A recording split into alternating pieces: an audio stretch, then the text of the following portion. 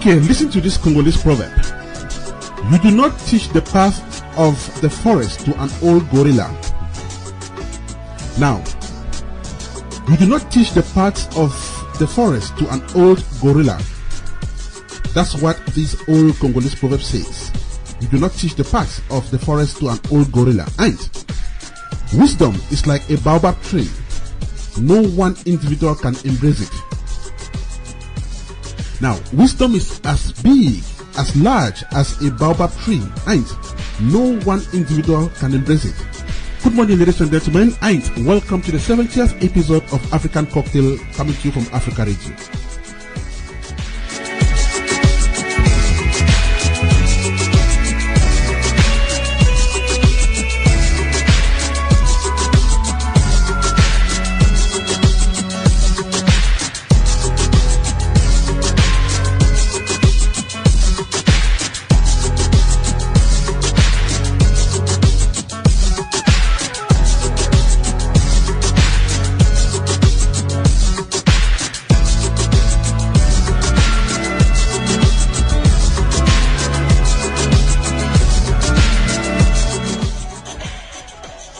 Okay, good afternoon to listeners of African Cocktail in all the 16 counties in Liberia, especially those in Bomi, Maryland, Bong, Lofa, Nimba, and Grand Cape Mount.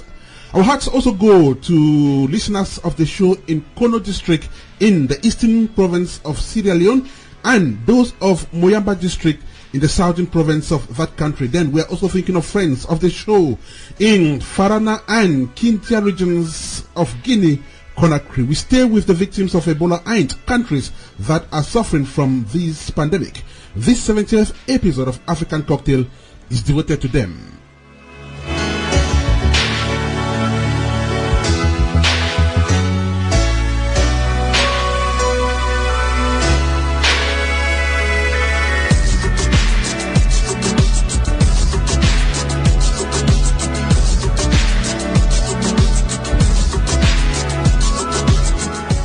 So, whenever you get this voice at this hour on Wednesday, know that you're listening to African Cocktail. Welcome to the 17th episode of your darling show for phase 2 of 2014, which is, of course, the 70th edition since we started the show in May of 2013. And just like we say all the time, African Cocktail is that party on radio that brings you all the niceties of the beautiful African continent. So, how much of Africa do you know?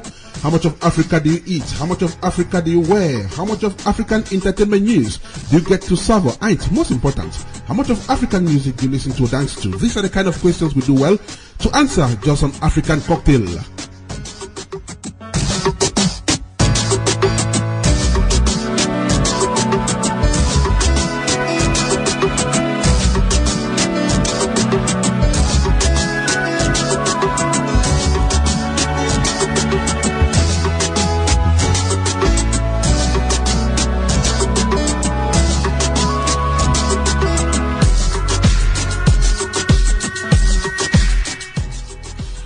African Cocktail is a mixture of the best African values you can ever think of. And in this 70th episode of the show, we visit the Liberian community in the city of Columbus, Ohio, and take a look at this community or what the community has been doing as far as the Ebola fight is concerned. So, how did Liberians in Columbus react to the outbreak of the Ebola virus? What have been their reaction? What have they been saying about it? How are they tackling this crisis from their own end? Now, this and more are the questions Comfort Kene will be providing answers to. Comfort Kene is the president of the Liberians in Columbus Incorporated, simply known as LICI. She also explains how this organization functions. Now, Comfort will be with us here in the studio in just a moment.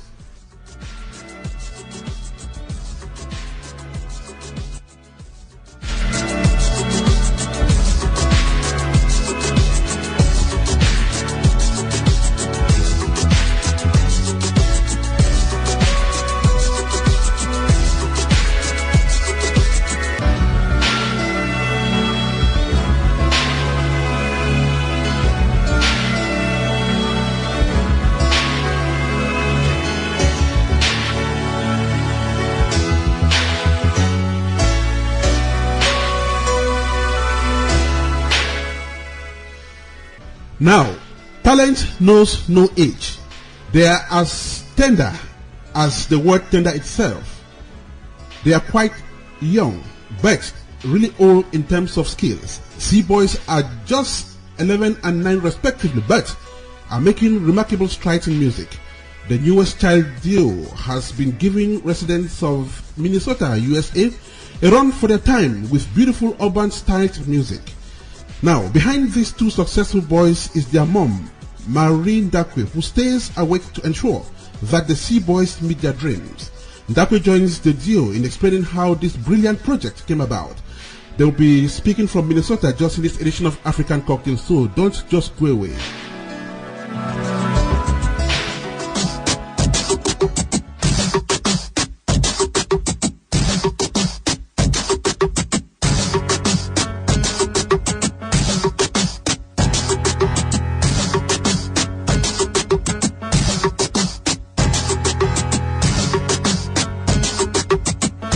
And in our actor's profile today, we get into the garden of Jason Nkwain.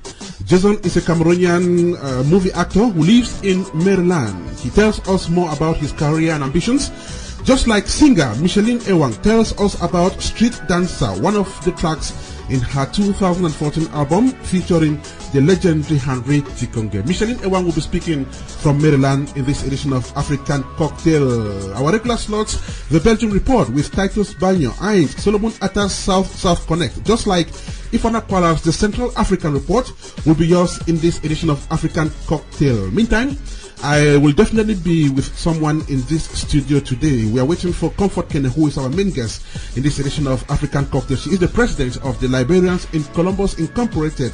Call it LICI. Okay, 61497-5097 are the numbers to dial to get in touch with us this morning.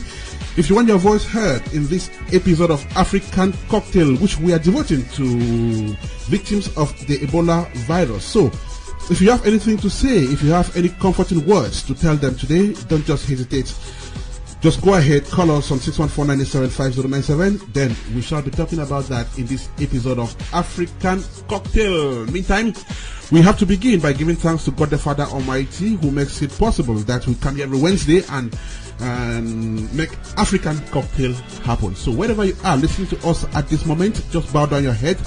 Let's for a moment give thanks to God. And we are going to do that with Liberian gospel singer Candy Adams in this beautiful one titled Heart Desire.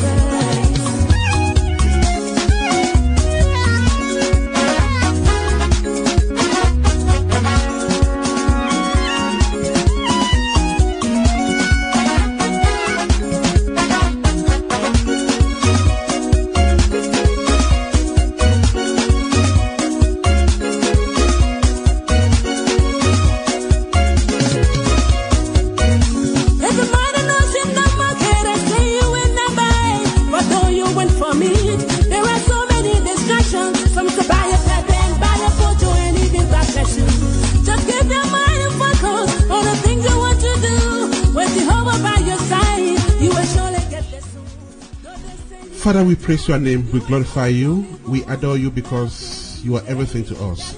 Lord, we thank you for the precious gift of life. Father, we appreciate your love and kindness.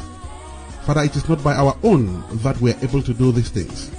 It is thanks to your mighty power and your grace. Thank you, Lord, for the gift of talents and the skills which the people who contribute on this show have. Father, we thank you for the inspiration, the foresightedness, the ingenuity, and we thank you for whatever thing will be said on this show today, because, Lord, we know it is going to go a long way to bring progress to our beautiful African continent. Father, we commit this edition of African Cocktail into your hands. Bless us, Lord, as we pray through your Son, Jesus Christ. Amen.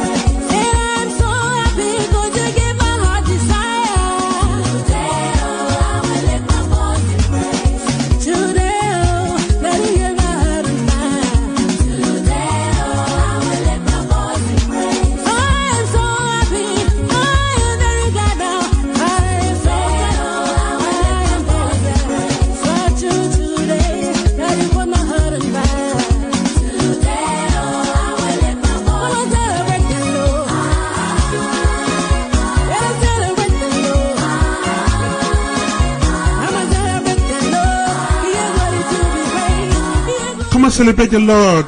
Beautiful one there titled Heart Desire by Canvi Adams. Canvi is a frontline Liberian gospel artist whom we had on this show as main guest some time ago. She was sojourning the United States of America. Canvi Adams lives in Monrovia and she is managed by her husband Emmanuel Adams, whom we say good morning and thanks so much for all you've done to African Cocktail. And to all our listeners in Monrovia, Liberia, we want to say good afternoon and welcome to the 70th episode of African Cocktail. Just right ahead, we shall begin the show. We are awaiting the arrival of Comfort Kene. Comfort Kene is the president of the Liberians in Columbus Incorporated. She'll be with us and she'll be telling us about the strides, the frantic efforts her community has been doing to fight this deadly disease, Ebola. And of course, we are going to have lots and lots of people talking in this edition of African Cocktail. We shall be going to Maryland in just a moment to meet Micheline Ewang. Micheline Ewang is a Cameroonian artist who has been in the limelight for quite some time now. Then we shall also be talking to some two special boys. Well, when we come there, I'll let you know. Let's listen to some music as we begin this episode of African Cocktail. And we have as our kickoff song today, Coureur Magique by Johnny Tezano. Okay, listen to it because we're going to have lots and lots of musicians from the Democratic Republic of Congo in this episode of African Cocktail. Johnny Tezano is not from the DRC, but he was quite versed with Congolese music. He's a Cameroonian who actually made great strides in the 80s, the 90s, and of course he has always been respected. Okay, let's listen to Coureur Magique as we set the pace to get to Maryland and receive our first guest.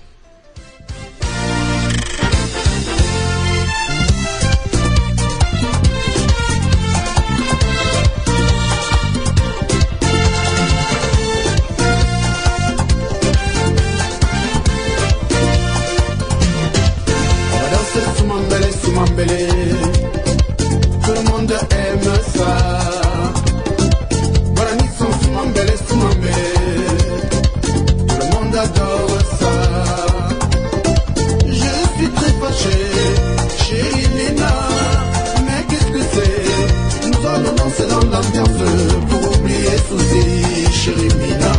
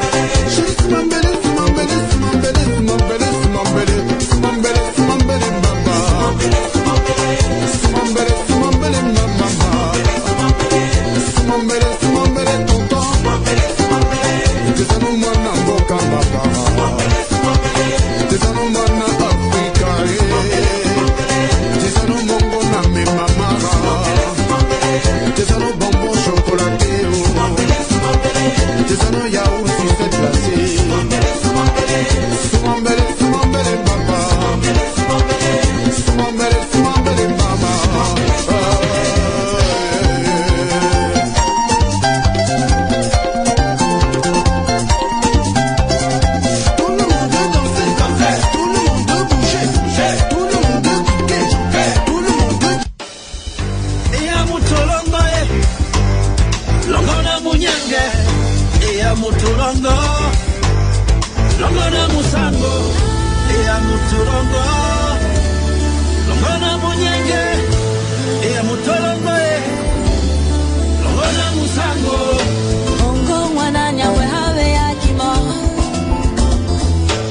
Okay, before this beautiful one by Micheline Ewang titled Street Dancer, you're listening there to Koro Magic by Johnny Tezano, and you're listening to the 70th episode of African Cocktail coming to you from Afrikkaradio with Ernest Kanjo. Just right ahead, we shall be moving to Maryland to receive the artist whose voice you're listening to on African Cocktail. Her name is Micheline Ewang. In that beautiful one titled Street Singer, featuring the legendary Henry Dikonge.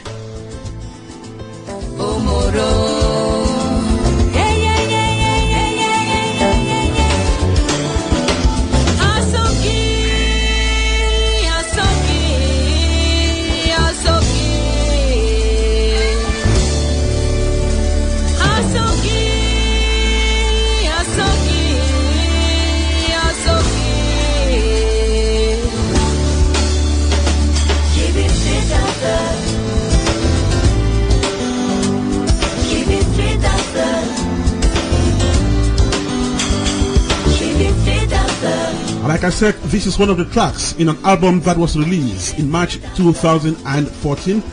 It was a big event out there in Maryland. We had the legendary Henry Dikonge and Sami Diko attending that album released by Micheline Ewang.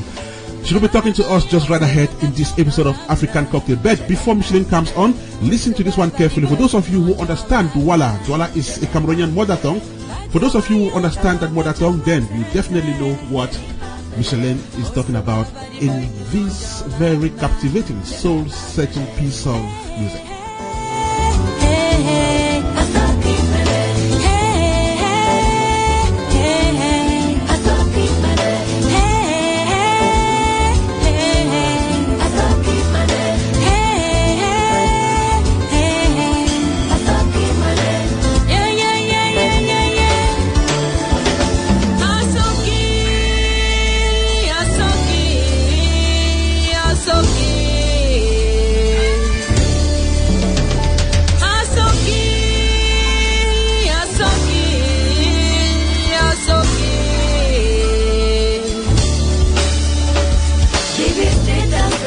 Okay, good afternoon to my friends in Bonamusa di Douala. I'm also thinking of you in Bonaberi. What about you in Daido, listening to this beautiful music? Her name is Micheline Ewang, in that one titled Street Dancer. She's going to tell us why she calls it Street Dancer, whereas this song is typically sung in Douala. Okay, she'll be right here with us, and you'll be listening to Micheline Ewang. Longona munyange, mutolongoe, longona musango, bongo mwananyangwe nawe akimo, isuma ose, abe akamo asalori, dikende nana, pinate okibe choma. Maraka, en que me muere hasta lo ve, oh moro.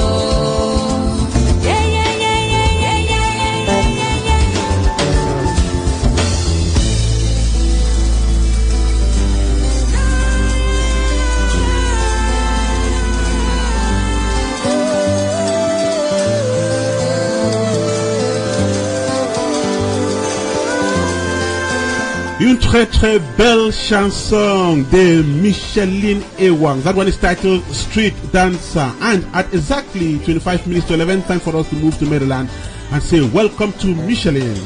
Micheline, bonjour. Bonjour Ernest et bonjour à l'Afrique, bonjour au Cameroun. Comment ça va, Micheline? Très bien, Ernest, comme tu veux en français ou en anglais. Hein.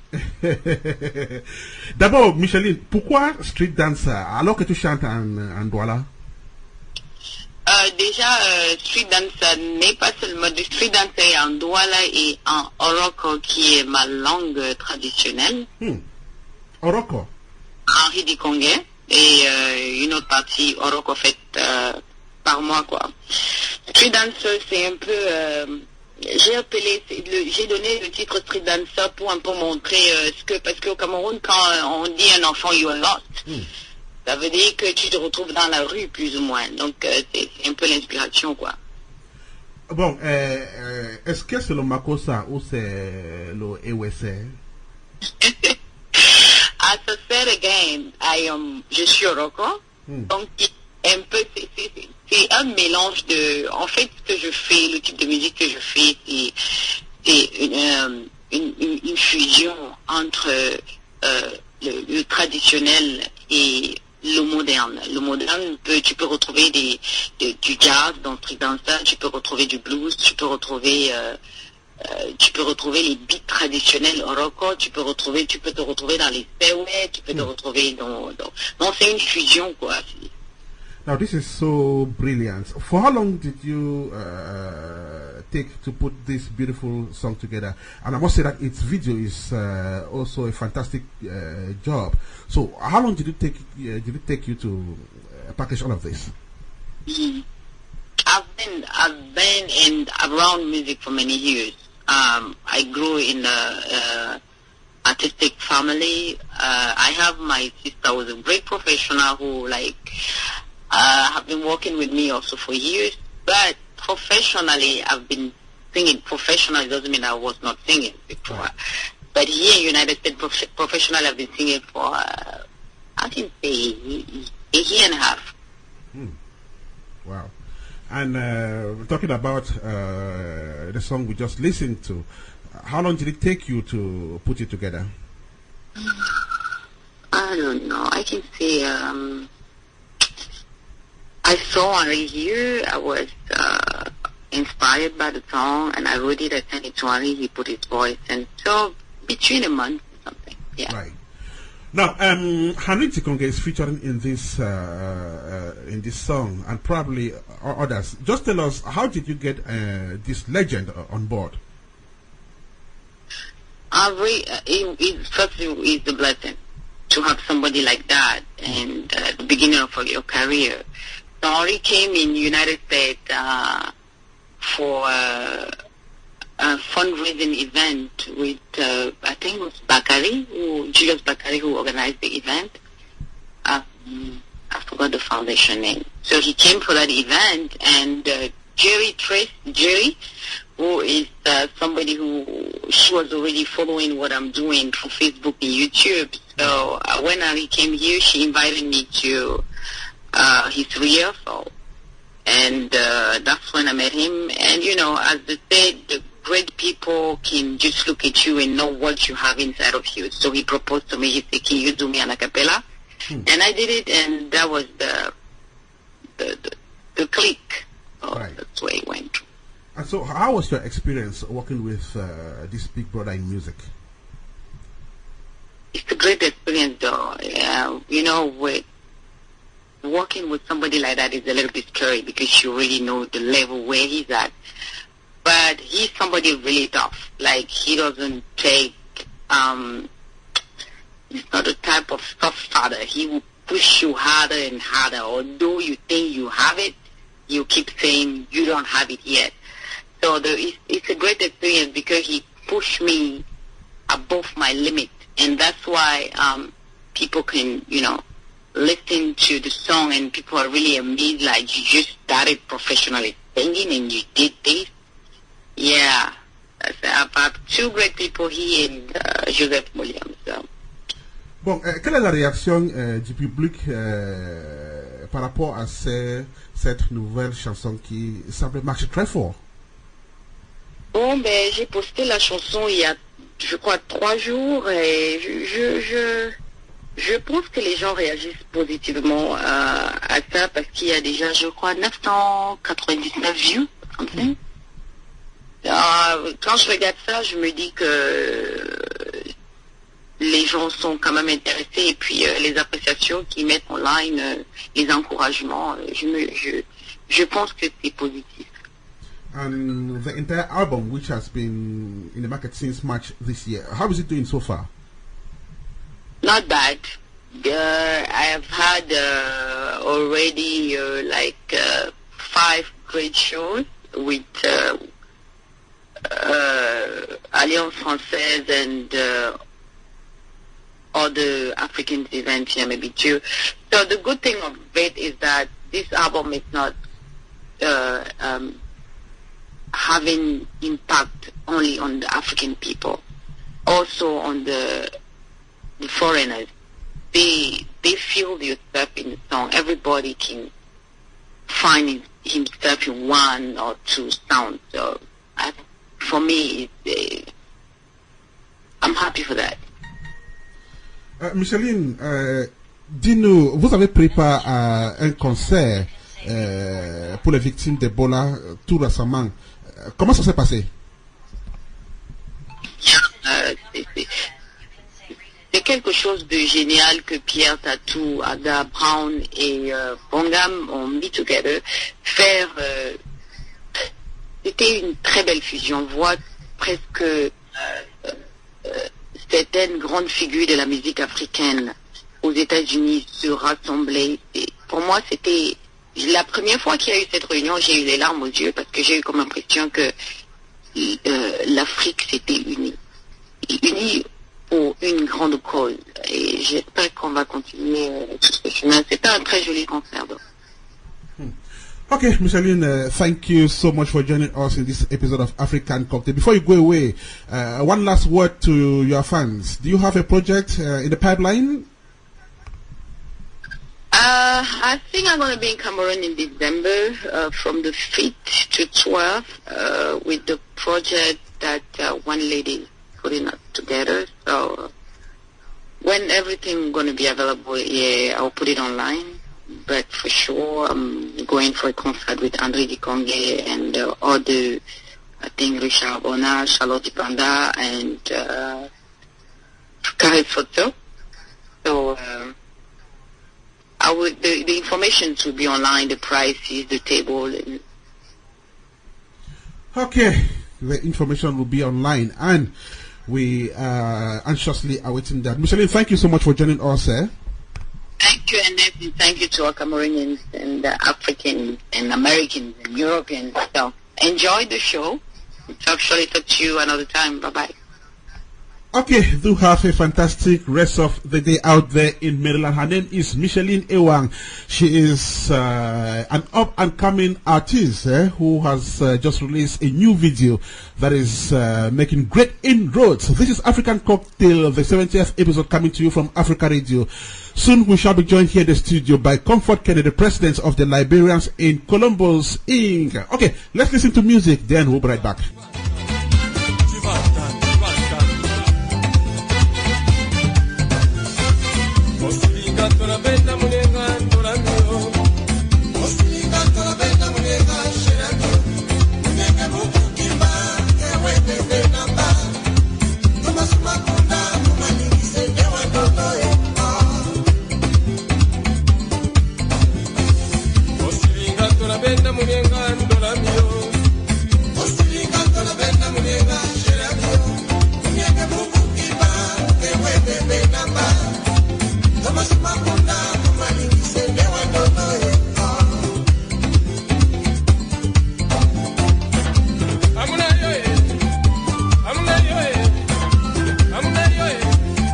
Souvenir Douala, a 1995 piece there by Yoka Lokito, Congolese who actually made their days in Cameroon. Beautiful music coming to you from Afrikkaradio, of course.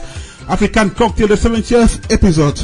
Just on ahead, we shall be moving to Minnesota, where we have some special guests. special, really, really special. You shall get to know them just right ahead.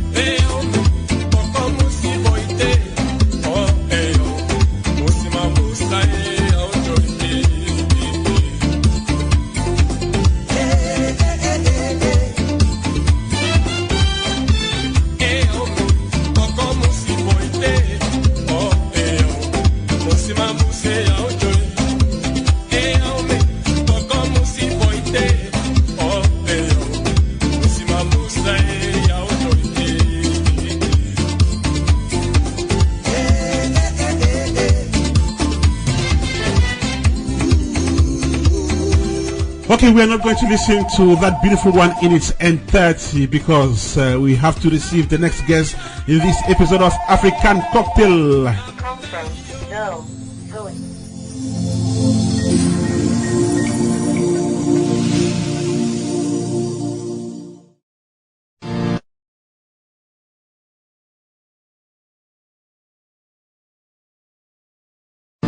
The C-Boyz are here again! The C-Boyz! The C-Boyz! We're lucky Afro-Americans have almost everything we need. Yeah.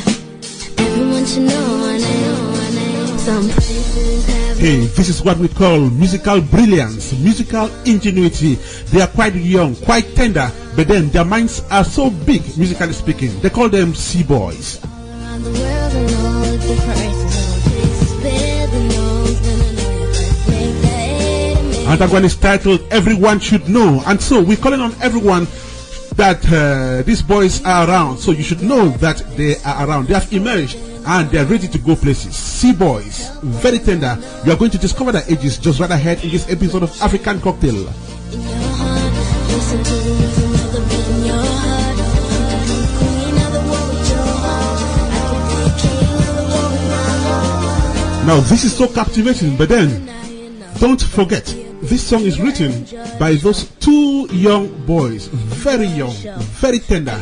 You are going to discover their ages. You are going to hear them talk in this episode of African Cocktail. Then we are going to discover how far these boys have gone and just where they intend to take this brilliant career of theirs. C-Boyz, just right ahead in this episode of African Cocktail. Different races and places, bear the nose, then I know you first make that and make it familiar. Everyone should know our name. We can do better, so let's open our hands. Let's help. And the deal is ready in their Minnesota abode, ready to talk to us on African Cocktail. But then they are joined by their mom, who happens to be the person behind this great success story.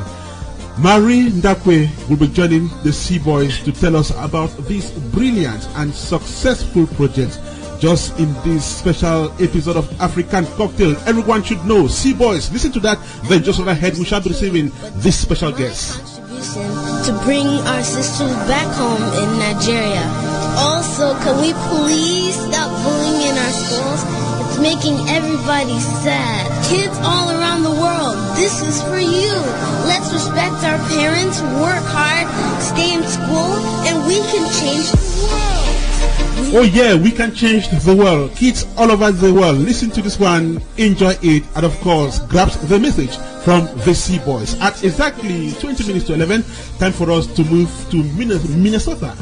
Yes, Minnesota, and receive the C-Boyz, special guests in this vibrant episode of African Cocktail. And so, if you are there, the C-Boyz and Marie Ndaqwe, welcome to the show. Thank you. So, how are you today? I'm doing okay, thank you. Okay, that's the voice of the woman who brought these two boys to this world, these boys who are making great strides in music at their tender age. Now, Marie, tell me, how did you come about the name C-Boyz? What does that mean, C-Boyz? I'll first of all tell you how it came about, and then I'll tell you the meaning. It came about as a result of what they have been seeing all over Africa country and in some other parts of the world. How children are suffering, having poor health conditions and inadequate food to eat. This stands for caring, and that is the mission of the C-Boyz. They are called the caring brothers. Right. So, yeah, so they care for people all over the world, even through music. Now, we're talking about very young boys. Earlier on, I mentioned the age of 11 and 9 respectively. Are you confirming that these boys are only 11 and 9 years? Yes, yes. Now, tell us, when did you discover that these kids are endowed with singing talent? This was 4 years ago. That's in 2010. Right. 4 years ago, the first was 8 years, and his follower was just 5, I guess. Yes. Now, before we continue, let us know their names. The 11-year-old, what is he called? It's called Bonaventure Jr. Right. Then his follower? Denzel. Denzel.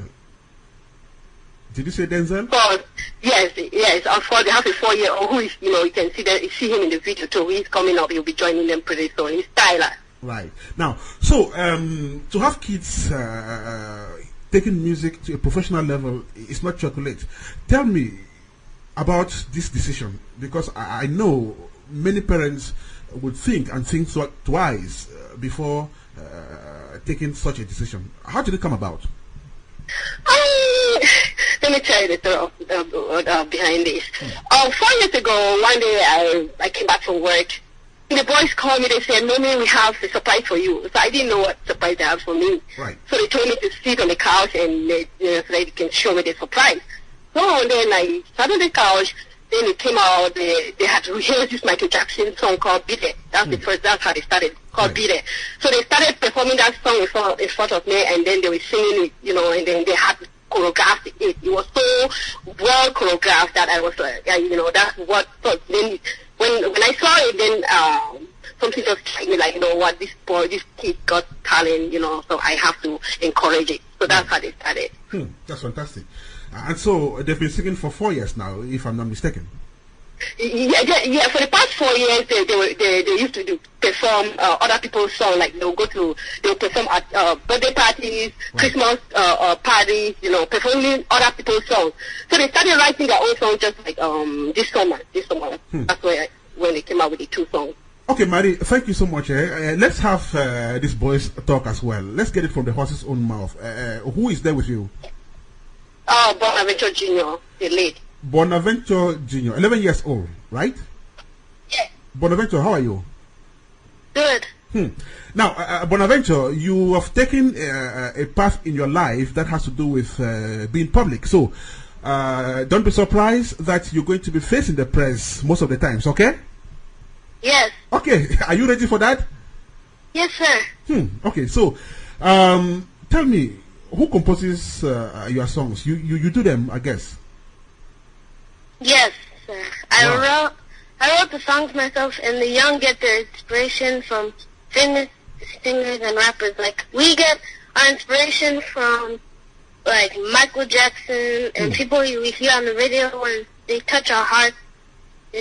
So then we just started writing our own music, and it went out very well. Right. So tell me, how many singles do you have so far that are in circulation? Well, right now we have 2 songs so far, but we have another song coming up. Okay, that's fantastic. And we just listen to Everyone Should Know. What should everyone know, and why should they know? What I want everyone to know is that kids in America are picky eaters compared to kids that have hardly any food and would do anything for food and shelter. I want people to imagine to be those kids and how would it feel. So that's why you should not be a picky eater in America, and you should just remember that there's kids out there and just be thankful for your food. Right, that's fantastic. Good message there, Bonaventure. In the other song, you're asking everybody to dance. Could you just tell us about this other track? Well, first, after we prayed for God, we celebrate living another day. We should have no, we should know He's always on our side, because as we pray, and we just keep praying and praying, good things will happen in life, and it will make you very happy. It made me very happy, so in this song we're celebrating, and just wanted to have a dancing song come out. Okay, thank you so much, Bonaventure, but don't go away. I'll come back to you. Let me go back to your mom and find out this. Now, Marie, have they had some public performances yet? Yes, they have had several of them. Yeah, they've performed in Nebraska, like they've done twice in Nebraska, and here in Minnesota they've done several performances, like at birthday parties, graduation, and Christmas parties.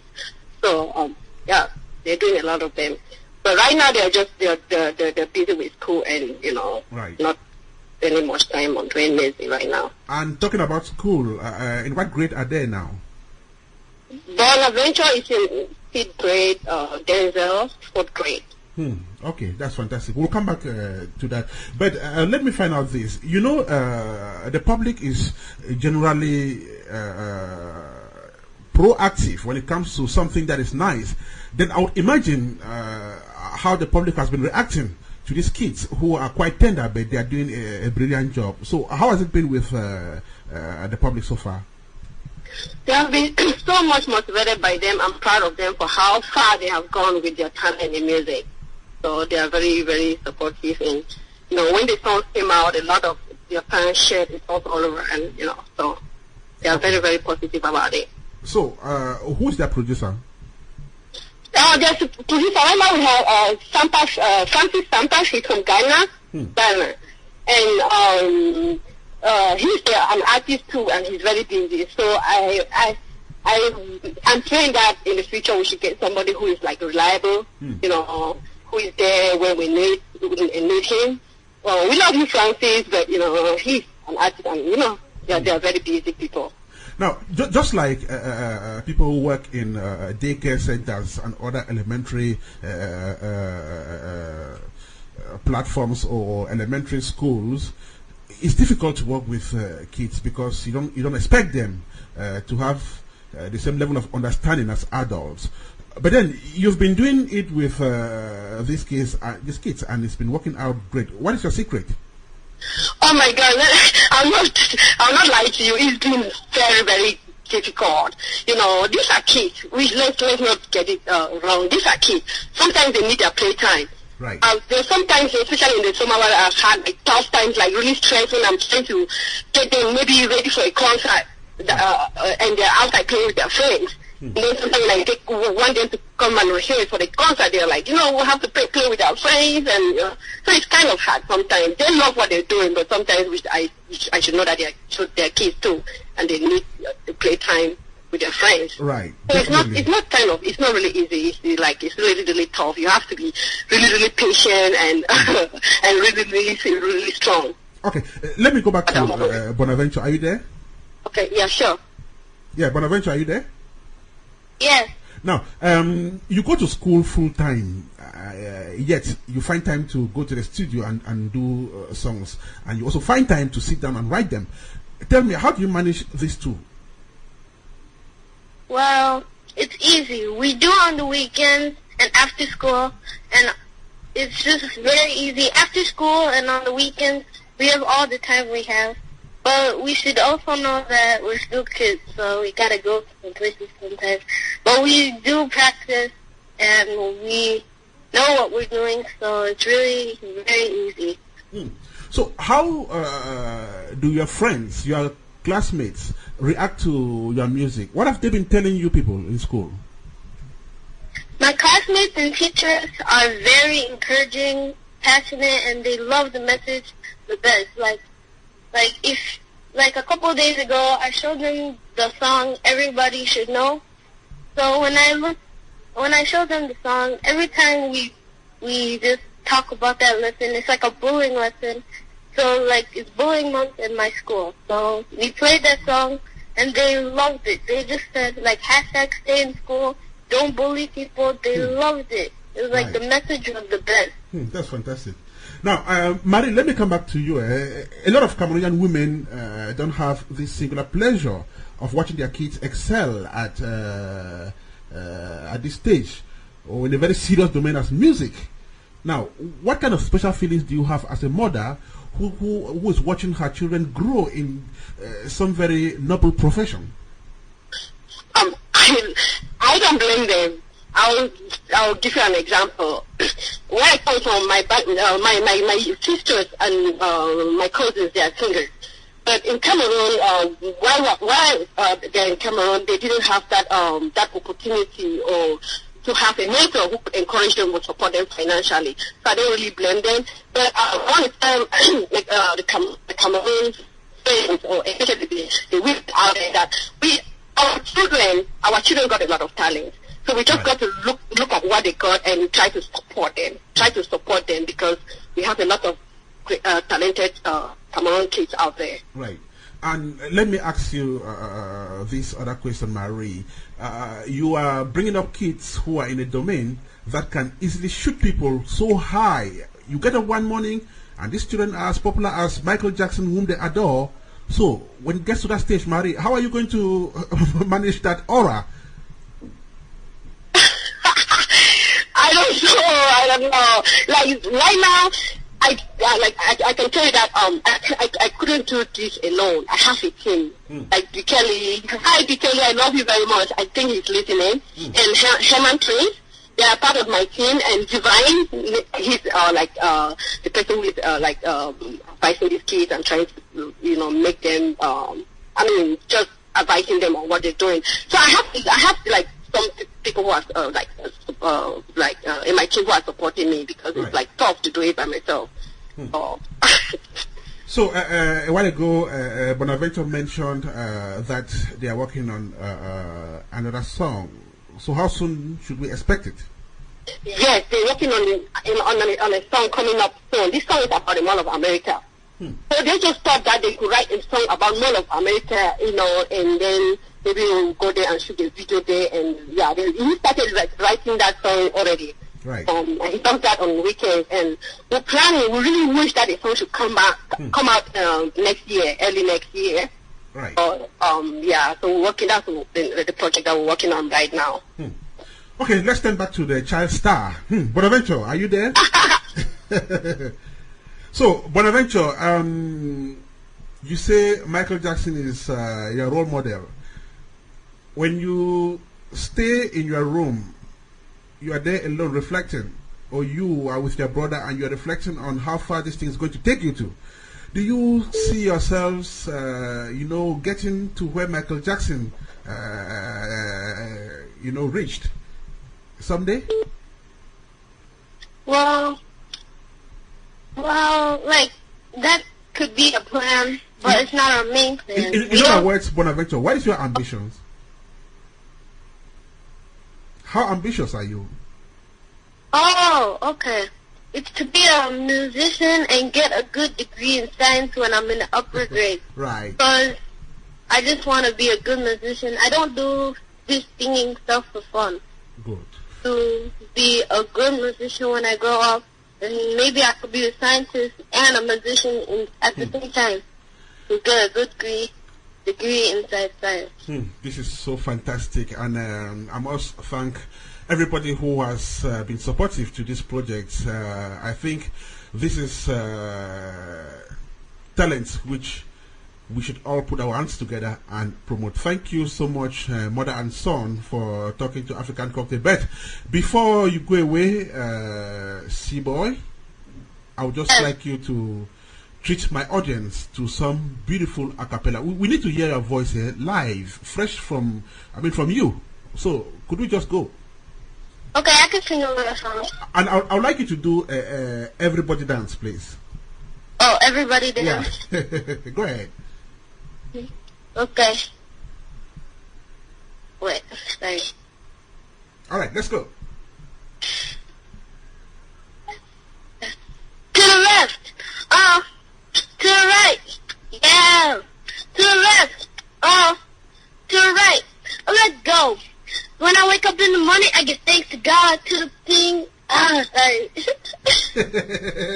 We were practicing another song. Go ahead, try another one. Okay. It might seem crazy what I'm about to say. Sunshine through the day, you could take a break. Mama, I am alone that go to sleep. With the air, like I don't care, baby, by the way. Cause I'm happy cut along if you feel like a room without a room. That's beautiful, eh? Thank you so much. That's fantastic. Marie, could you just have me with an applause, please? Okay, thank you so much, C-Boyz. Thank you so much, Marie, for joining him on this interview. Thank you so much. We hope to have you again some other time on the show, and we wish you all the best in your career. We appreciate it, sir. Say yeah, you know what I'm talking about. So it makes sense to enjoy the party. 2 steps to the beat, don't hurt nobody. It makes sense to enjoy the party. 2 steps to the beat, don't hurt nobody. Everybody dancing here, it's a celebration, y'all. If you study hard, tonight is the night. We gon' party with our friends for our family. Mom and dad are all. We do this for our family. Mom and dad are all. Don't be shy when you're dancing. And that what is titled Everybody Dance is by C-Boyz, 11 and 9 respectively. The duo lives in Minnesota and they are accompanied there by Ndaqwe.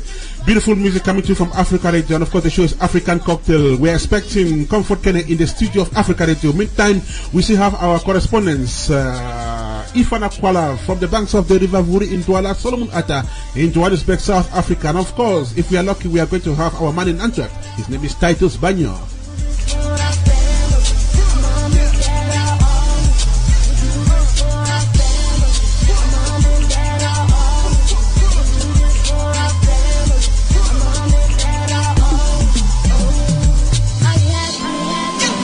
Cause it's our party.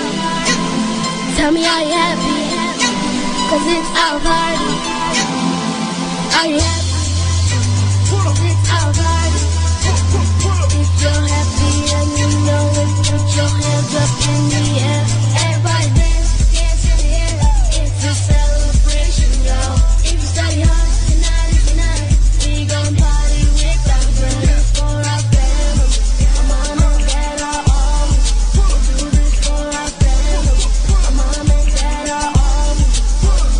Everybody dance in the air, dance in the air. If you study hard, tonight is the night, tonight. We do this for our family. Our mom and dad are all. We do this for our family. Our mom and dad are all. Everybody dance in the air. It's a celebration, y'all. If you study hard, tonight is the night. We gon' party with our friends for our family.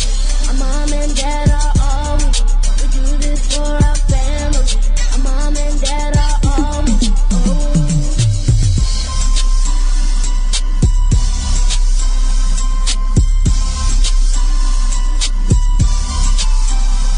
Also, in this episode, you're going to listen to our resource person number 1, Kenneth Ngamne. Kenneth will be analyzing a couple of issues here on African Cocktail. Don't just go away.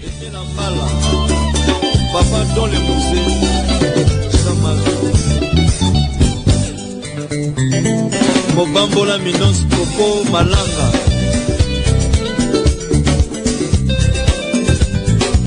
Kofia ina mobali kitoko. Alata kitoko yeo na kati ya Londres. Nes makiati botika kotongo yeo ye alobakate. Janti eleka yeo. Ilobeli na ya bakristo mosantu mwana nzambe. Ye yala. Orisoma samba chachu mbala. Kaboti nangana leo. Osambela kankolo. salisa ngai napena salisa bato po etina mabongo na mokili oyo ya se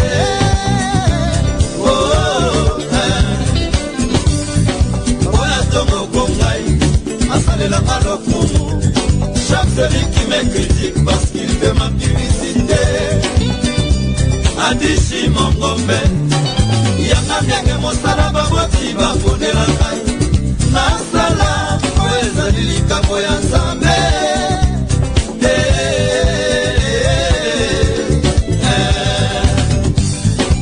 kofi aina yokanano malako teliko ya kopesa yo yokanano liteya fredi mofadi akoloba yokanano malako simakanda kopesa esengo na yo ezala esengo ya sita musampai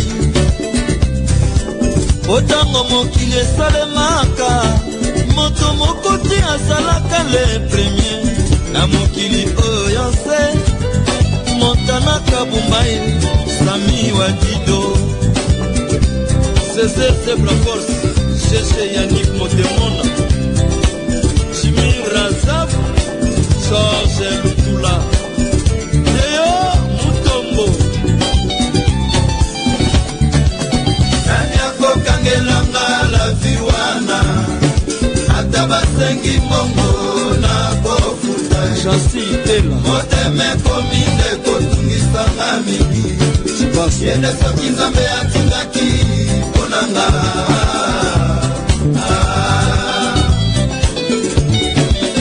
Esenga Basina Mokili Basala Feti Aimobola na yebi mokolo na poswate Kasi yawe ayebi pasi ya moko na moko Didikima alipesanga moko na koma lokola roche maema Grand puissance Elimoni ngana ngabo mwana ayebi saki ngabo ye otokoka bwanante Erike Kenzo estalo masikini. And his name is Weather Son in that beautiful one titled Kofi Aina. Just right ahead, we shall be moving back to Maryland to meet yet another artist. His name is Nkwain. Nkwain is a Cameroonian movie actor whom we are going to discover. He's so talented. We're going to discover him in this edition of African Cocktail.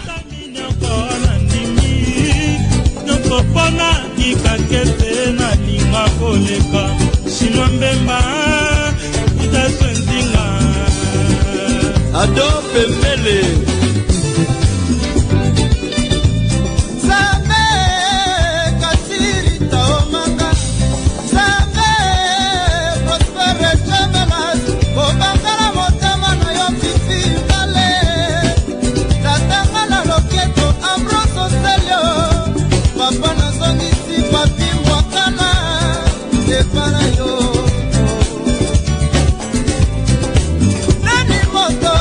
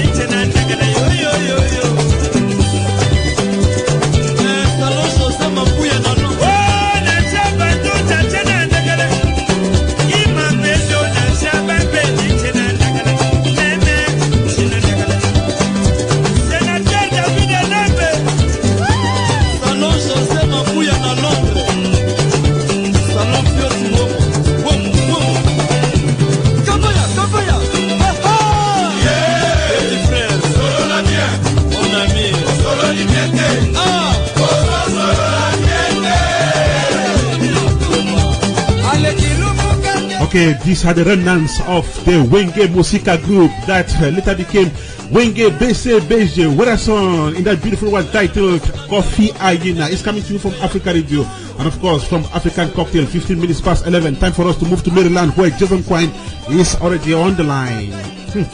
Okay. Good morning, Jason. Good morning, sir. How you doing? I'm alright, thanks. And you? I'm very good. I'm feeling great today, actually. That's fantastic. Now, Jason, you are a movie actor, right? Yeah, I like referring to myself more as an artist. Okay. But yes, I do act. Okay. When you say artist, it means that you practice other forms of art, right? Major forms of art. Initially, I'm really a poet. I do a lot of writing. Right. So the movie thing really started this year, and so far it's been going really great. Okay, we'll come back to that. Let's just talk about your life as a poet. For how long have you been writing poems? I've been writing poems since I was probably 4 years old, and it's just kind of blown up ever since I moved to the U.S. Some years back. So right. it's been a great transition, I would say. And what inspired you into writing poems? Well, first of all, growing up in Africa, there were a lot of things. First of all, that I got into doing poems. First, it was just taking my surroundings and what I saw and relating it in words and actually changing that. Then when I moved here, I became part of the great group and the great team called Legacy. And ever since then, they've been constantly pushing me to grow as far as my writing and as far as my poetry is concerned, and just being able to do this, especially the spoken word side of it, which is poetry for stage, which brings in a certain level of performance to it, which I guess kind of helped out with my acting there. That is so fantastic. So, have you had some public performances so far with your poems? Yes. Last year alone, I got to perform at 3 different universities. I got to perform at Trinity University, Towson University, and Loyola University. And just about a month ago, I performed at the Miss Africa USA pageant that was here, that took place here in D.C. Right. Back in Africa, imagine that you were inspired by your surrounding environment. Now that you've moved to the U.S., would you say that your poetry has changed from how you used to see it in Africa? I wouldn't say my poetry has changed. I would say my poetry has evolved, but still stems, but still carries that anchor, which is Africa. Most of my poems, as you will hear, are deeply rooted in Africa. I have this certain matriarchal figures like the grandma and just certain people who still anchor my poems, and my poems are still deeply rooted in Africa. So right. So how many poems have you written so far? To be honest, you lose track after a while. But I would say the number should be over 50. And do you have them in a publication, like an anthology? Well, what I am doing right now is just gathering them. I think by the end of next year, I will be looking to do that, to have an anthology out. And actually, I do have another video coming up, that Legacy should be releasing in a couple of weeks, and you know, just talking about Legacy alone, they have been a great form of inspiration. When I initially came here, I did not know how to properly express that or platform there, and if anybody doesn't know, Legacy is we're a group of Cameroonian artists, and we're not limited to one form of art. I'm a poet. We have rappers in the group. We have musicians. The female named Tinaya, she just released her song African Man about 5 weeks ago.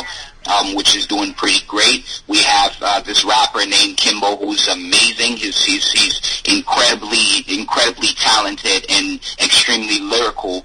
And also we have comedians. If you've heard it, you probably had Sir Ryan on your show about a couple of months ago. Sure.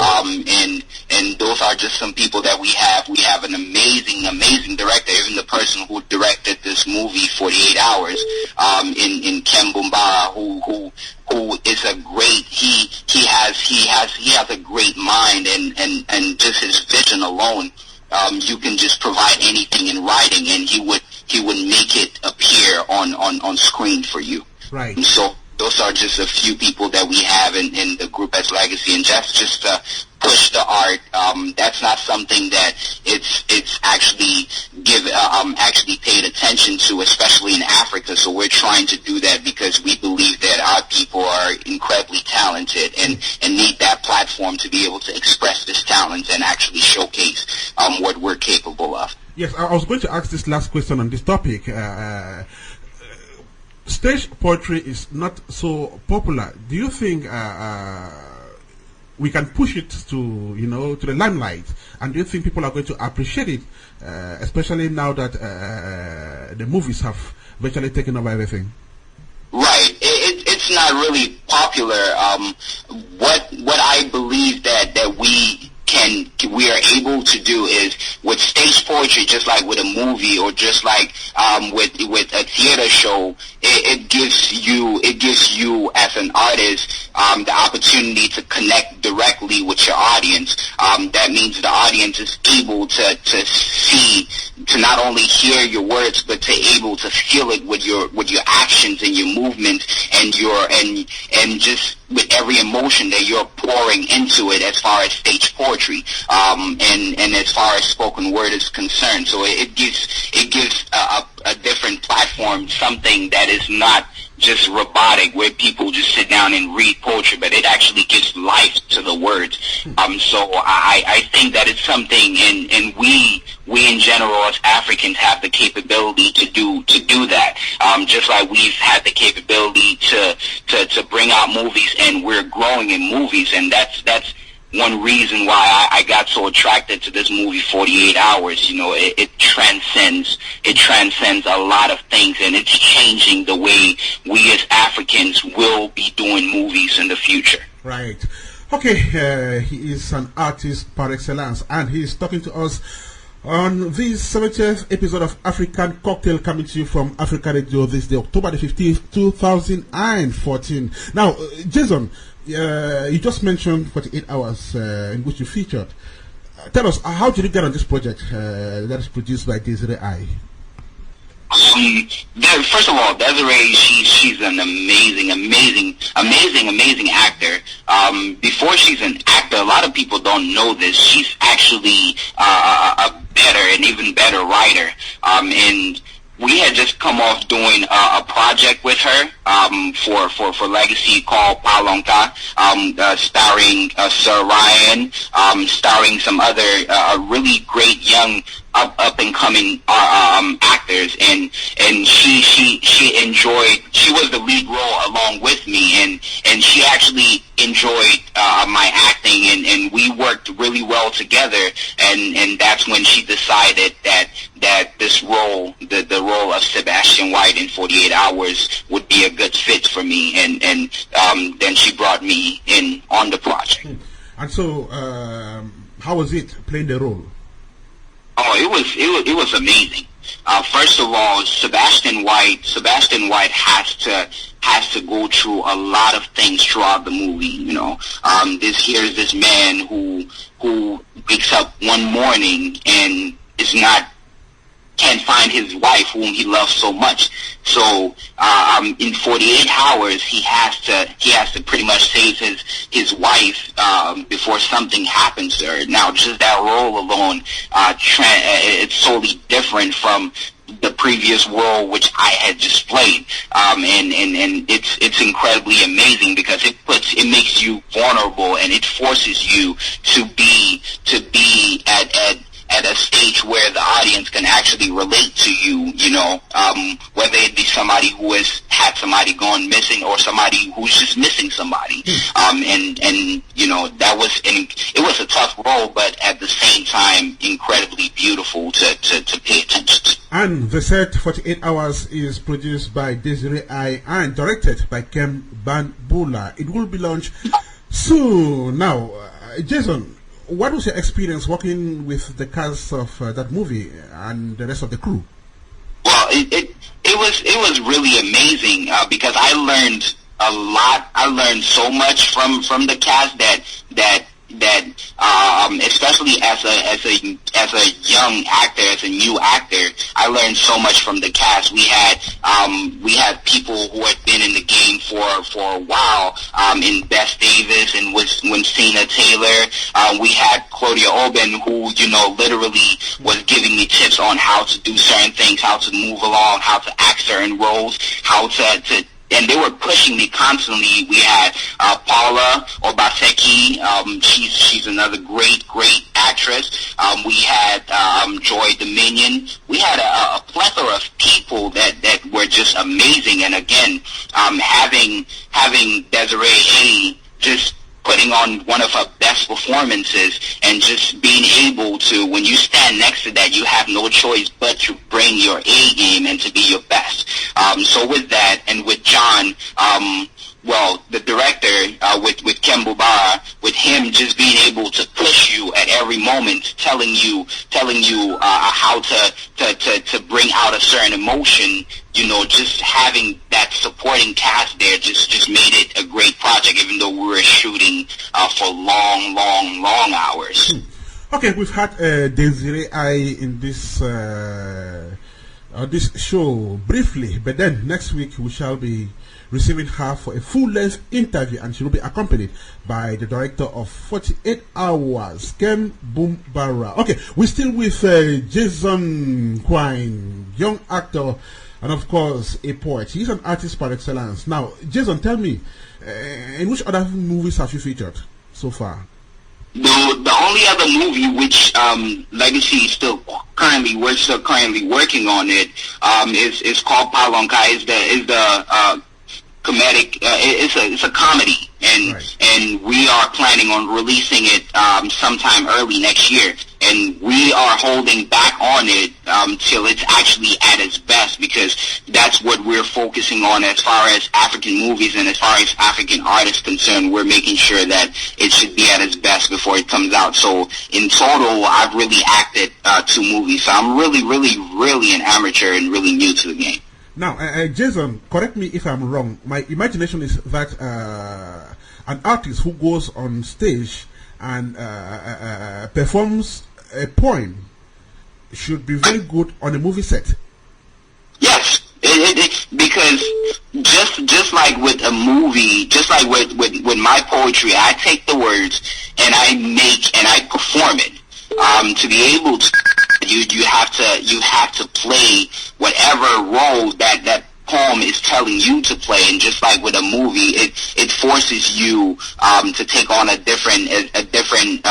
take on a character, to take on a role. And you know, that definitely helped out with my transition into acting movies. It was a little bit harder because with a movie it's a little bit more tedious and it requires a lot more attention, but definitely a seamless transition.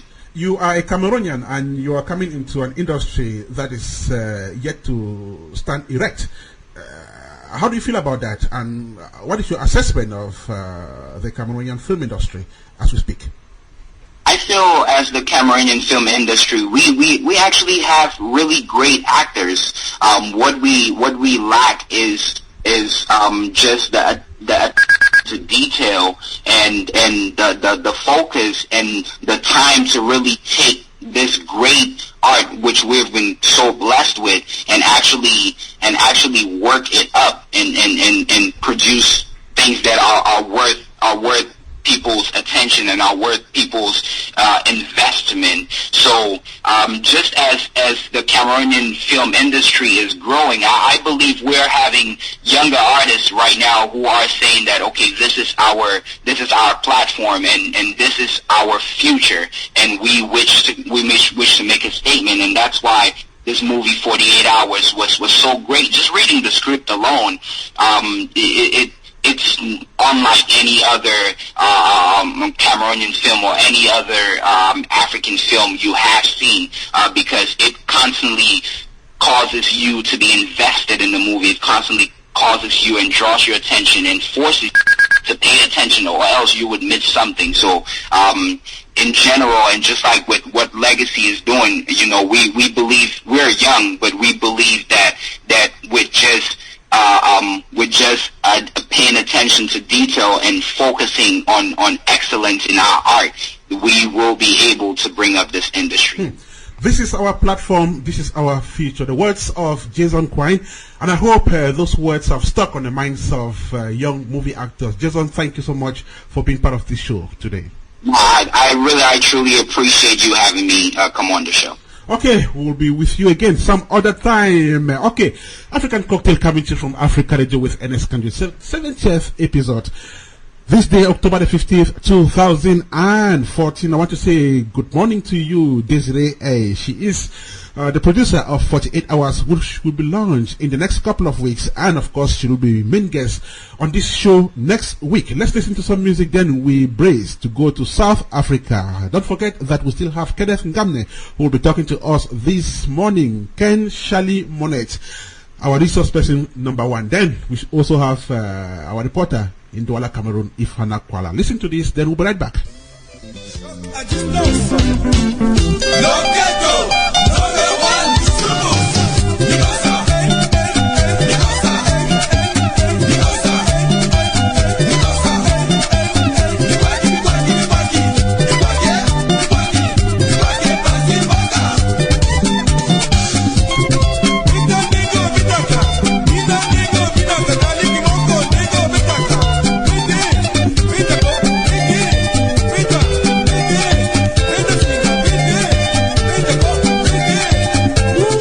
We are still in the Democratic Republic of Congo, and I'm going to take you down memory lane where we listen to this beautiful one titled Zena by Olus Mabele. We are trying to regurgitate the beautiful sukus, call it Kwasa Kwasa Jar. I know that music has evolved in the DRC, but then music of the yesteryears still sounds so sweet and captivating to the ears. Olus Mabele, Zena.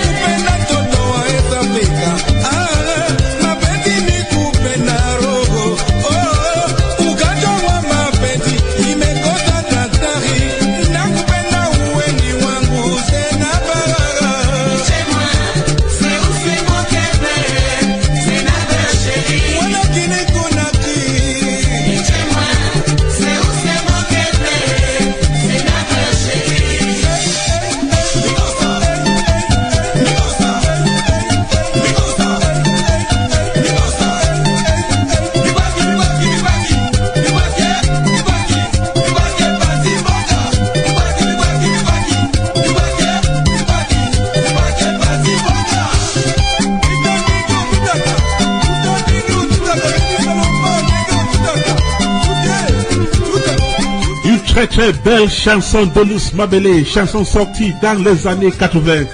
Les chansons qui ont fait bouger la musique congolaise. L'homme fort, Olus Mabele, dans African Cocktail. Ce jour, le 15 octobre 2014. Just right ahead, we shall be moving to Johannesburg, South Africa, where Solomon Atah is on standby. Today, Solomon will have another special guest. He is an author, he is a coach, he is a development expert, motivational speaker. You shall be listening to him in this episode of African Cocktail, as well as news about Oscar Pistorius, the Olympic legend who has been in court for murder. Okay, Solomon is right here with us. Solomon Atah, is exactly 5:35 in Johannesburg, South Africa. Am I right? Indeed, Ernest, you're right. Welcome to you and to your listeners to Johannesburg, the city of gold. The clouds are still in the sky. The sun has not gone under the horizons yet. Ernest, like you indicated earlier, Oscar Pistorius, the Paralympian who murdered, who has been convicted of shooting his girlfriend last Valentine's Day last year, is back in court for sentencing.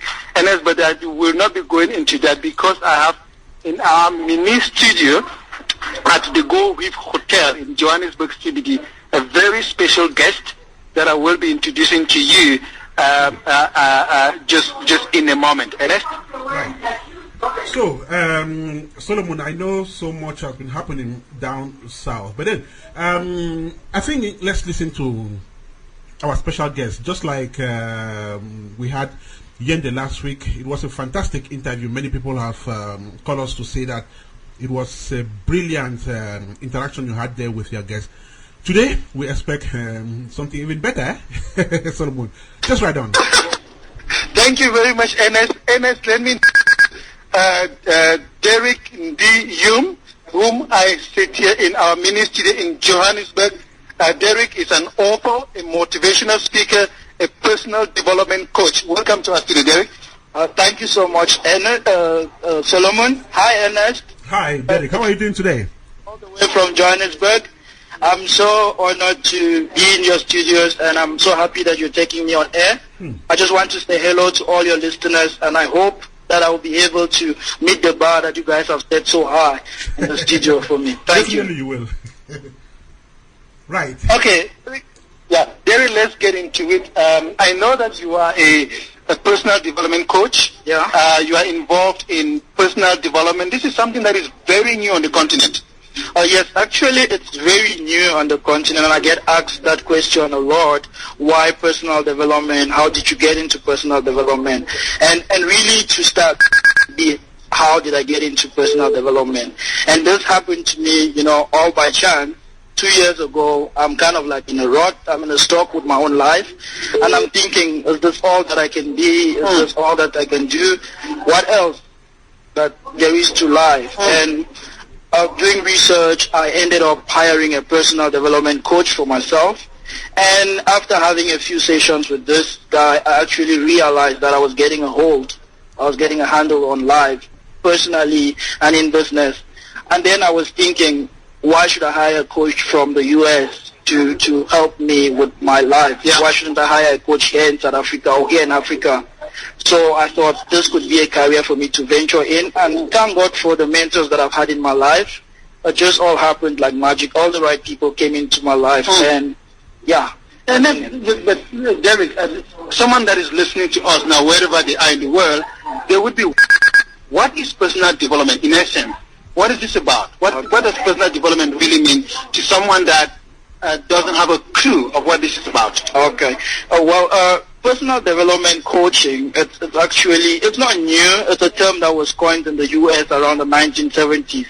It used to be the self-help industry, where experts on the field of psychology and philosophy, they're just trying to teach people on how to enhance their life, from where they are at. It's actually it's like a journey of enlightenment. And personal development coaching, particularly, it's just like any other coaching, but you just help people at an individual level to realize, the point where they are at, and to see their strengths and their weaknesses and work on those weaknesses for them to be able to become better in what they do.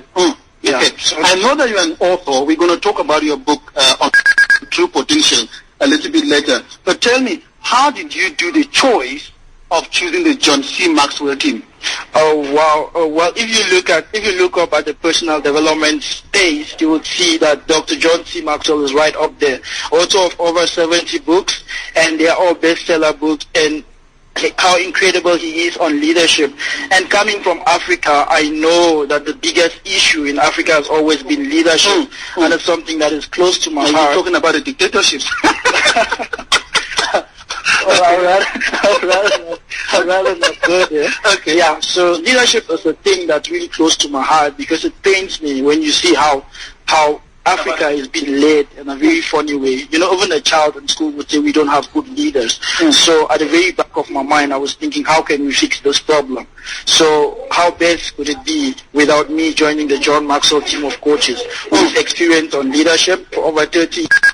You know, it's been an amazing journey, and I think it was really the best choice for me in terms of my own personal growth and my clients' growth as well, because I'm connected to a team of 3,000 coaches all over the team. Yeah, within the team and all over the world, and we share our experiences with our clients together, and we just see how we can support each other so that we can get better client experience. And yeah. Okay. I see that there's been a new word that has been thrown about, the knowledge economy, every now and then. I mean, everyone seems to come up with that.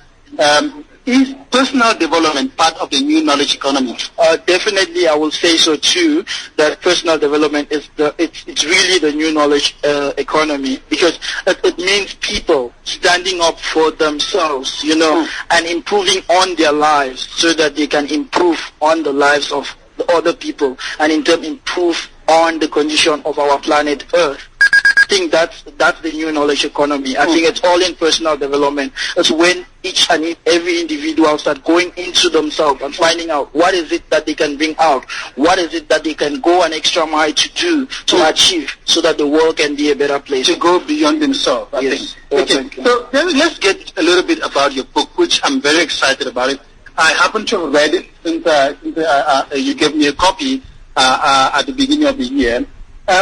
How did you get to write your book?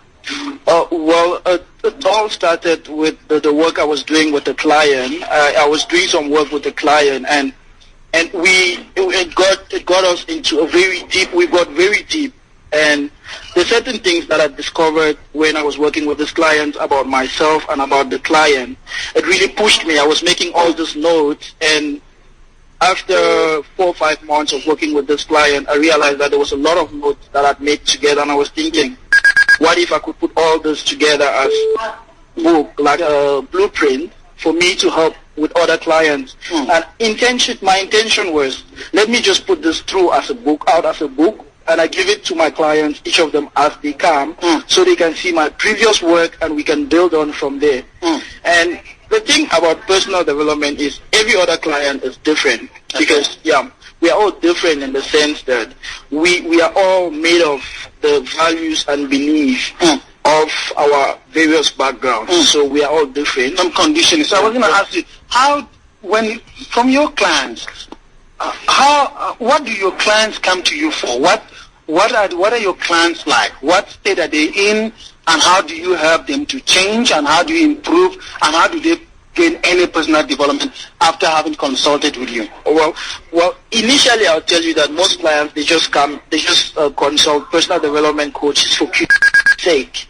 You know, and they just like, okay, what is this new thing? You know, like there's a new iPhone, there's an iPhone 6 out there in the market, and some people just go out there to buy it.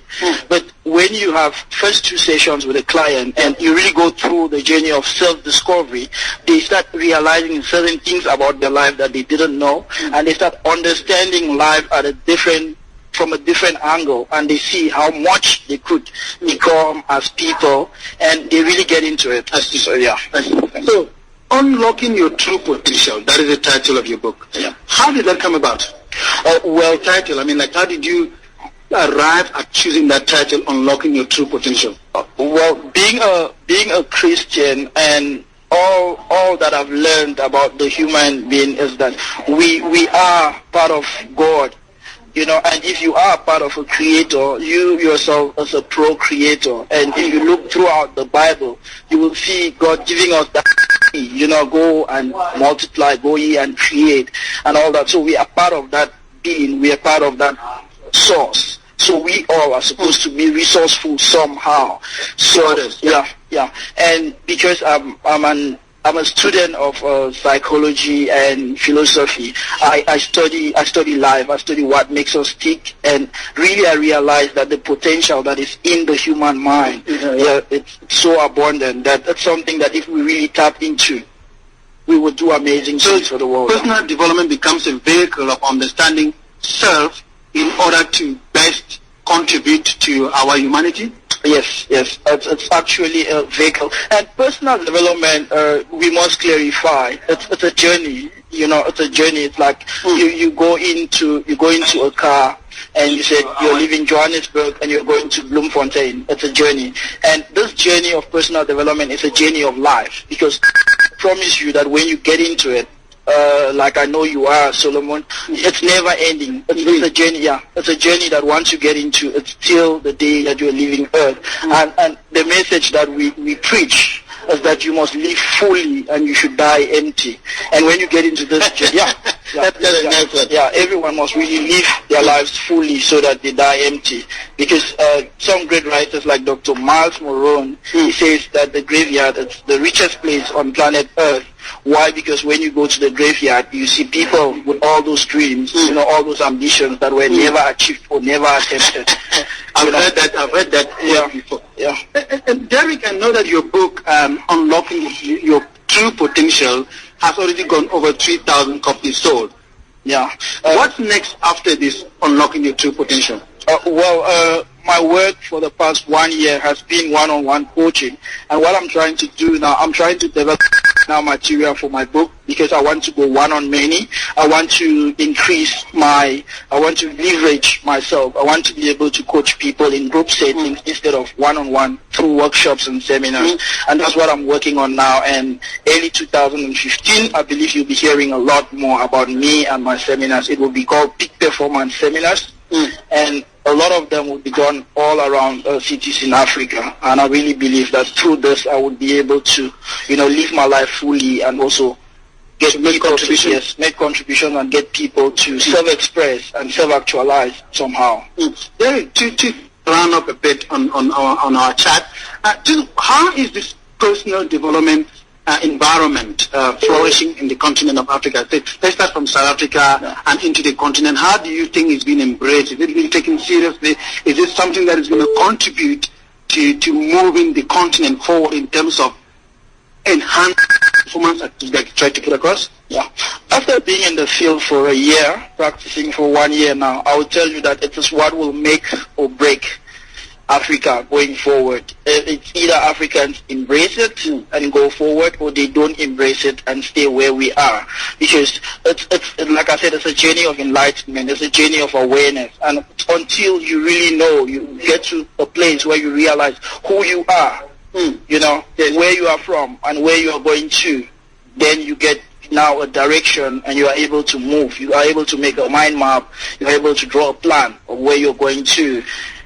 Just explain to me, when you say a mind map, and that a novice listening out there hasn't encountered personal development before, doesn't know what personal coaching is, just kind of explain a little bit. What do you mean by mind map? Okay, to explain what mind maps actually means, let's look at purpose, for example. Ask the question, why am I here? Who am I, where am I going to, It's a question, it's a very conflicting question around the globe, and great teachers are trying to answer, and because so many people are trying to answer this question, there's a lot of confusion on this, finding your purpose, finding your vision and mission. And I would really, it's a subject that I drove all with in my book, and it's something that I would like to clarify on. When you say, when you ask me, what is our purpose? What is our purpose of being here on earth? I would look at it in three ways, and it's very generalized, and everybody would relate with it. And the very first essence of man on earth, I believe, is for man to add value. Okay? Yeah, it's for us to add value to each other. It's for us to add value to ourselves. And the second reason why we are here on earth is for us to grow. It's for us to develop as people. It's for us to learn. It's for us to gain awareness, to self-realize. Yeah. And I believe that every other next day, when we learn something new, we grow in awareness, we grow somehow, and we start looking at innovation because we have grown, we have come to a certain level. And the third reason is that we should enjoy our journey. You know, you're not supposed to only enjoy the food, but you're also supposed to enjoy the cultivation process. You're supposed to enjoy it from, at times it's hard, at times it's easy. You're supposed to enjoy that journey. And this drives me back to the very first point of us adding value. I believe that as each individual is unique in making, scientists would say each individual, 7 billion of us on planet Earth today, we have different fingerprints. That is, each and every one of us, we have our own particular identity and particular contribution that we ought to bring. So it makes us unique. And you start asking the question, why is each and every individual unique? And the simple answer is because each and every individual has got a part to play. And once your part to play is gone, you are no longer needed here. Wow! You are no longer needed. What a deep way to conclude, Derek. Okay, now that we're wrapping up, how can people who actually, before I catch it up, just very quickly, who needs a personal coach? Very, very quickly. From a marketing perspective, everybody needs a personal development coach. So bring it on, people. Everybody actually needs a personal development coach, whether it's in business or in. You actually need a coach because the coach brings a second person's perspective into your life. The coach doesn't have anything to gain or to lose, however you run your life. So this person comes in with, no strings attached. It's a no strings attached kind of a relationship. And this person, because you're paying him for his services or half for the services you provide, this person gives you another perspective and makes sure that you enhance your life as a person. Indeed. How can your fans and people that want to contact you, how can they get hold of you? Or anyone that's listening to Afrikkaradio.com now? Well, I'm on Facebook and on Twitter with the same handle. It's DYUHNDIM. That's my handle on Twitter, and it's the same on Facebook. If you Google Derek Yundim, you'll definitely find me on Facebook. And I would love to, get in contact with people who are listening. Just get in touch with them. I love to listen to people's stories. I love to walk on the journey of self-awareness, self-actualization with other people. So I'm looking forward to connecting with your fans and listeners. I'm so happy that I came into your studios today, and I hope that my message will contribute somehow to other people. Thank you so much, Derek Yundim, author of Unlocking Your True Potential. Thank you for talking to Afrikkaradio and African Cocktail. Thank you so much. Thank you too. Thank you for having me. There you have it, Ernest. This is Solomon Atah in Johannesburg. The sun is actually kind of started going under the horizon here. We'll be speaking to you again next week when I would have lined up a very interesting personality from the City of Gold.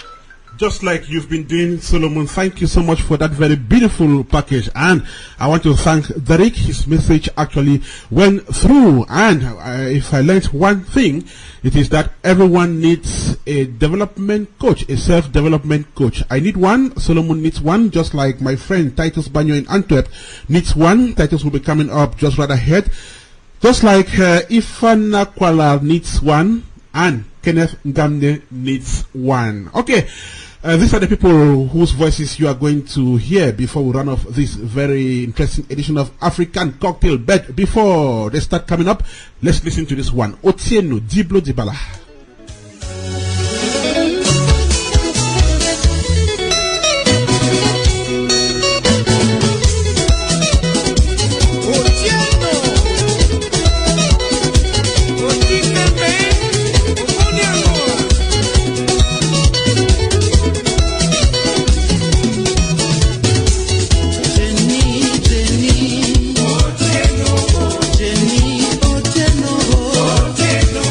Jenny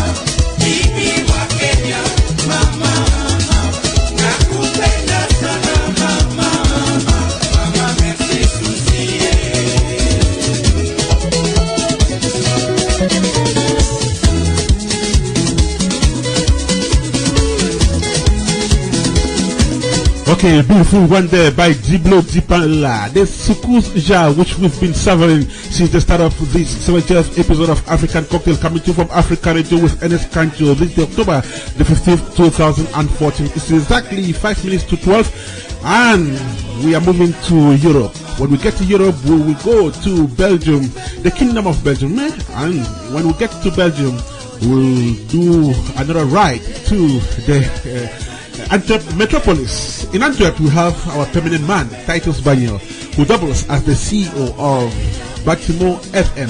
Titus is already on the air. Titus, welcome to this episode of the show.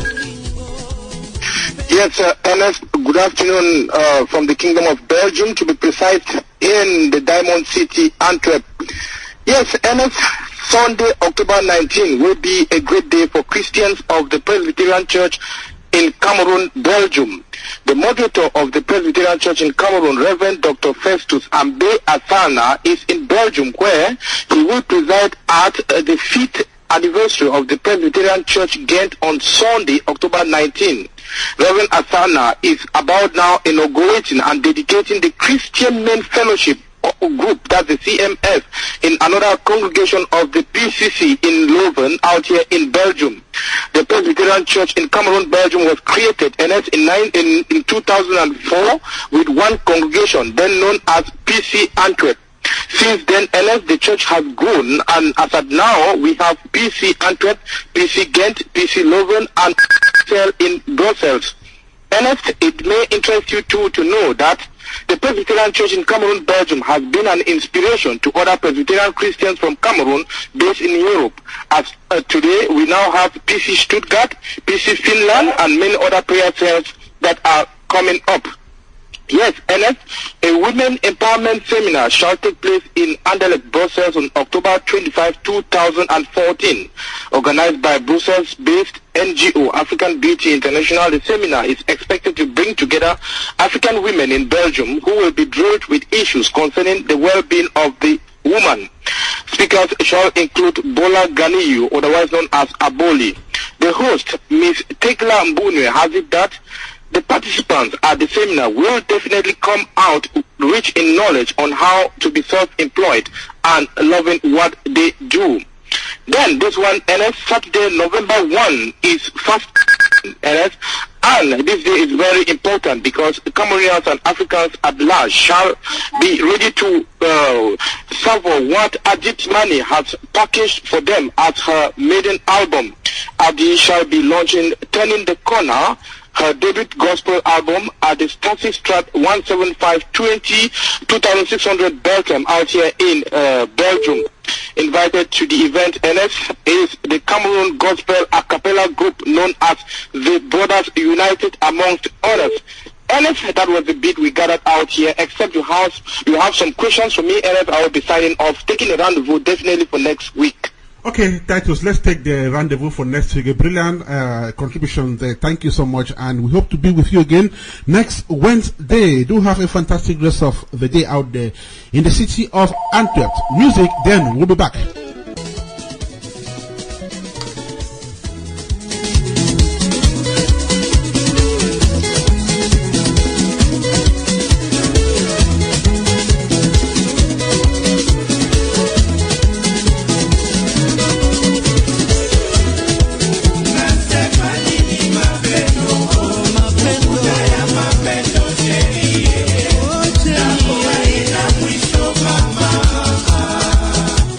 My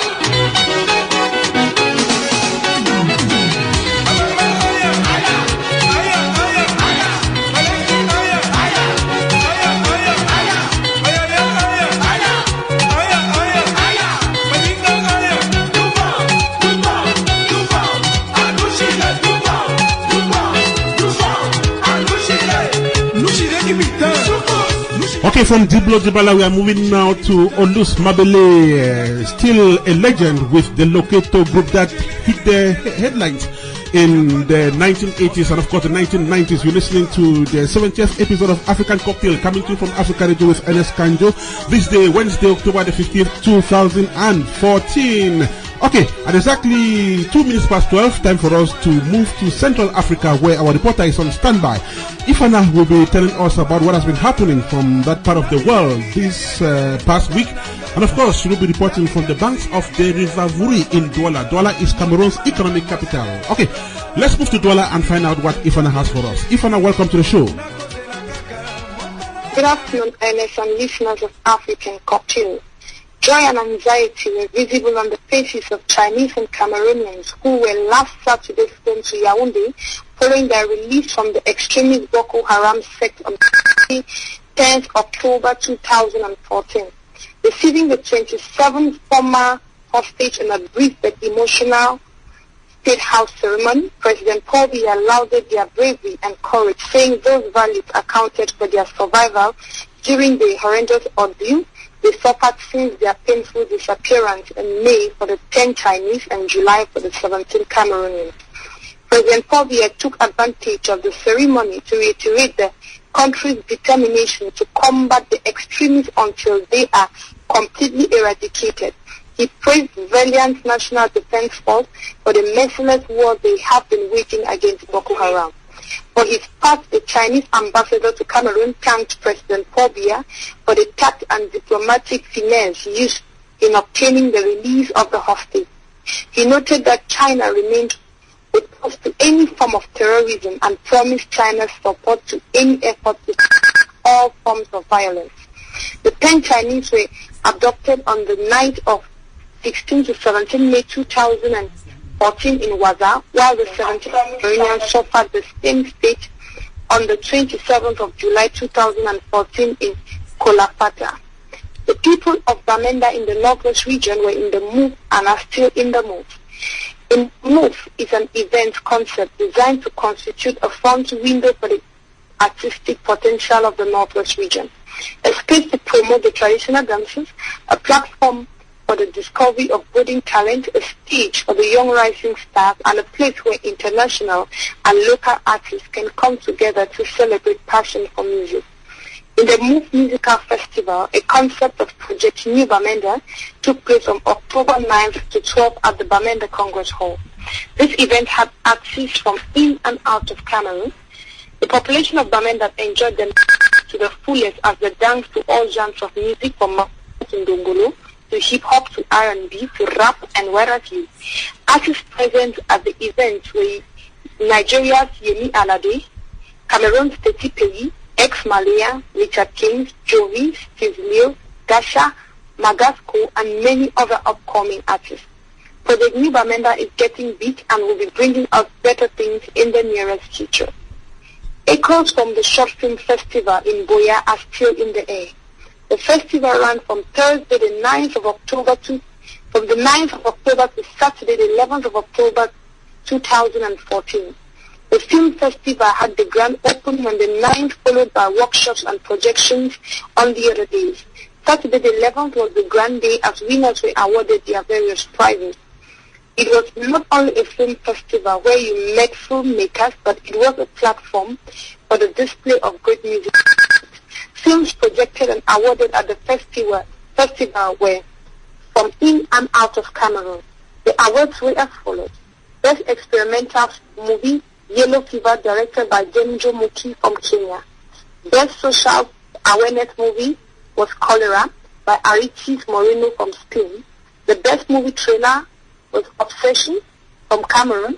The Best Actress was Krista Eka in Domaro. Best Cameroon Short Film was Bele by Krista Eka. Best Overall Movie, A Child by Manu from Spain. Jury Special Prize, The Child by Manu from Spain. Ashi Breeze, the festival director, and honoring Wenembom, the festival manager, could not stop thanking people for the support they gave. Their greatest thanks went to people like Victor Vignon, Dixon Mandenge, Mr. Hems from Canada, and many others who maiden edition a success. Core Unit, the group behind the festival, intends to continue and hoping it gets better and better. 2 years ago, the United Nations voted to pass a resolution adopting the 11th of October as the International Day of the Girl Child. Knowing how much the girl child is marginalized and stigmatized in Cameroon, Educate a Child in Africa, a non-governmental organization, decided to commemorate this day in Limbe in the northwest region of Cameroon. Talking on the theme of the day, which was empowering adolescent girls, ending the cycle of violence, the COO of Educate a Child in Africa, Mr. Gideon Atah, emphasized on the need of everyone to get involved in the empowerment of the girl child. He laid special emphasis on the fact that violence is a day-to-day thing, and if you keep quiet, then you are promoting it. This event brought together over 30 boys and girls who shared experiences and opinions on violence against women and young girls. Present at this event was Atah, an actor and producer of the Cameroon movie industry. Atah revealed to African Cocktail that he has decided to do movies that will mostly be based on creating awareness and community development. He says he intends to use movies in creating awareness and changing lives. Presently, he is working on a short film which is centered on the violence meted on a young village girl. He wants to be an agent of positive change in his generation, so no one should be surprised if they see him in many of such activities in the days ahead. The lions are hunting the jungle again this time, Ernest. The indomitable lions of Cameroon will be taking Sierra Leone today at the Amadou Ahidjo Stadium in Yaoundé. This is their last match, and both parties are hoping the story comes out different from the last one that ended up 0-0. This match is actually to take place in Sierra Leone, but because of the Ebola outbreak in that country, the match has been moved to Cameroon. Ernest and listeners of African Cocktail, this is all we have from this end of the globe. Take care of yourself and of each other. I'll definitely take care of myself, Ifaana Qualar. Thanks so much for that beautiful package from Central Africa. And we hope to have you again next week for yet another brilliant package. You just mentioned the indomitable Lions of Cameroon. Fresh reports just reaching us say that the Lions are on the lead. They are beating the Lone Stars of Sierra Leone by 2-0 at the Amadou Ahidjo Stadium in the capital city, Yaoundé. The match is still going on. Thank you so much, Ifaana. We'll be back with you next week.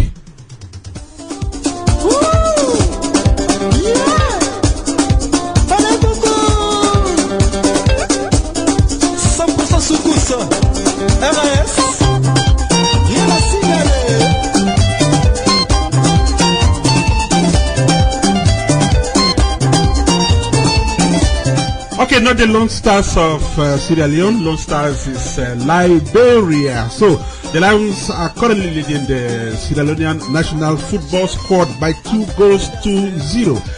As per fresh reports just reaching us from Yaoundé. Okay, let's have some music, then we'll be right back.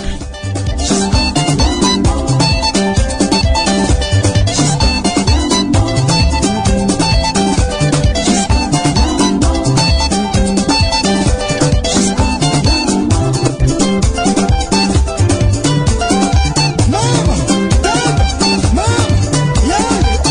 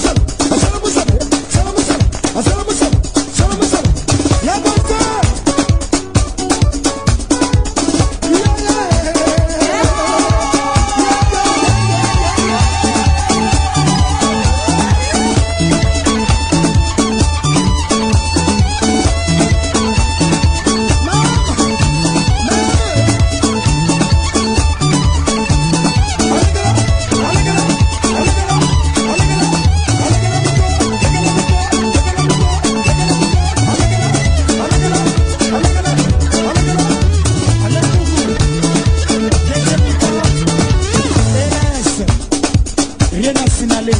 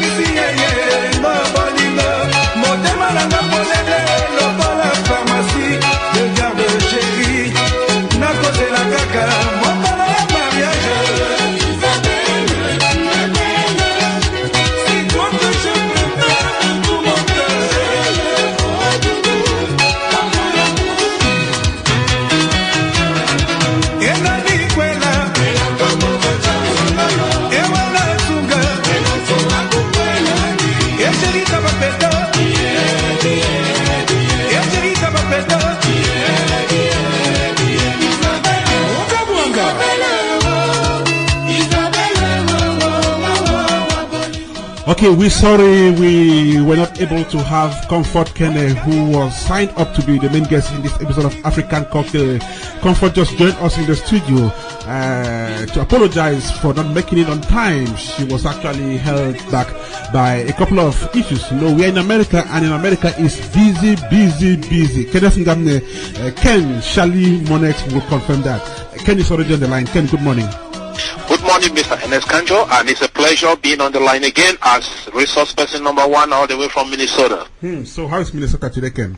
Well, as usual, everything is nice. You know, we already cold, which is a normal thing with us, and it's okay with us. We are happy with it. Now, Ken, I'm bringing you on the show today because I have a couple of things I would like us to look into. The first one is 2 weeks ago, we had Melissa Determine, whom you know so well, on this show to talk about her recent appointment as United Nations Goodwill Ambassador. First, I would like to find out from you. You are also an actor, a writer. In short, you are in the movie world. How do you feel when one of your kind is, given such a big responsibility? First and foremost, I will have to say that congratulations to Melissa Determine for such a great post of responsibility, and I know for sure that she's up to the task. And not to go on to that, Melissa was one of the actresses that I shortlisted for my recently shot movie Victimized, but unfortunately due to poor communication I did not get her on set, and hopefully I'll be getting her on set on my next production, which I just finished writing the script. Then about the fact that she got nominated for this, there is the one thing which I'll make very clear about this is that there is no doubt about it. I don't doubt it, because she has everything that it takes to be wherever she is right now. She's a very talented actress. She knows the art. She's a responsible person. She has a good heart, and therefore there is no doubt about it that she got nominated or she got elected or awarded such a post of responsibility. And I know for sure she's going to make us proud. So once more I say kudos to her. Now, big organizations like the UN have the tendency of picking people from the movie world and giving them such social responsibilities. Tell me, what is so special about people in this your world, and why do organizations believe in them? I would not really say special. I would just say it's because each and every person, depending on your role and responsibility in the world, you are gifted with a certain talent and a knowledge that if organizations like this they find in you, they'll obviously call you up for it. We have different people in different walks of life. We have medical doctors and stuff, and all walks of life, and nurses who have been called up to work with the United Nations because of the way they use their knowledge, their skill, and their talent.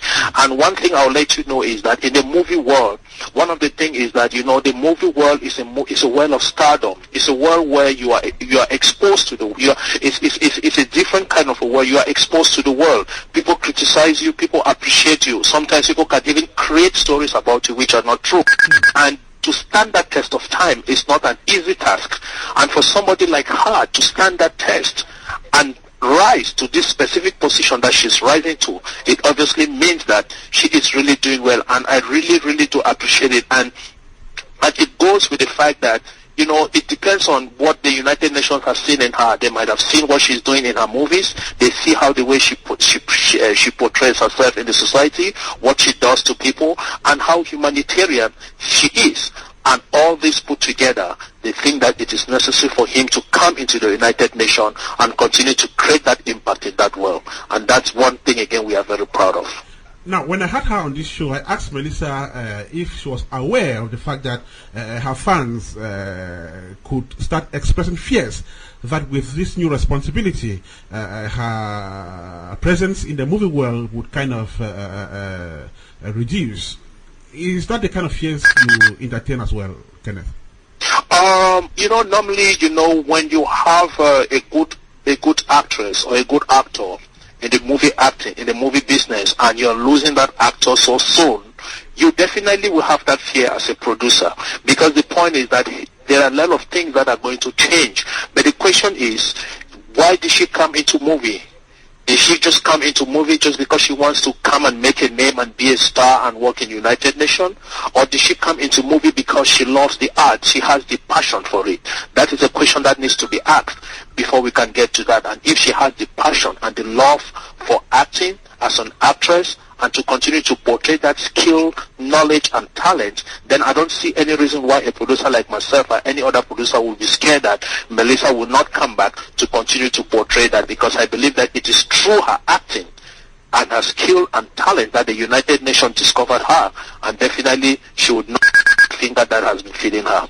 There can never be a movie without music. Both go together. And talking about music, we had Micheline Ewang a while ago talking about her recent video, which is an exciting song, I must attest. Kenneth, you definitely would have known this young, up and rising Cameroonian musician who lives in Maryland.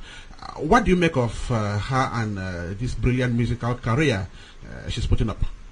One of the most beautiful and prolific African artists that I've come across in the diaspora. Micheline Ewang is a wonderful artist. I've been into her shows, I've watched her sing, I've seen her videos. As a matter of fact, there are a couple of her music that she did that I'm already working on the script that we have to use those musics on.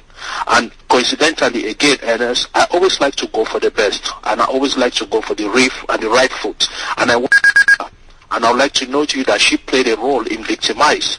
And I'm using her music in Victimize to portray the message, because she has the music that carries the message that I'm trying to pass in Victimize. She's a very wonderful artist. If somebody with a very sweet heart, down to earth, ready to talk to you. And one of the things that I'm really, really impressed with her is that if you see the way she's going, she's definitely going through the right route. Because look at the person whom she selected as her mentor, Harry Zikonge of all. Who doesn't know about Harry Zikonge? He's a worldwide artist from Cameroon.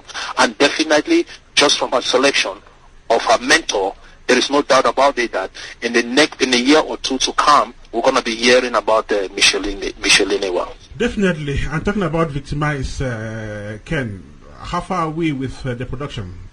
Everything is going on so well. Post-production was very successful.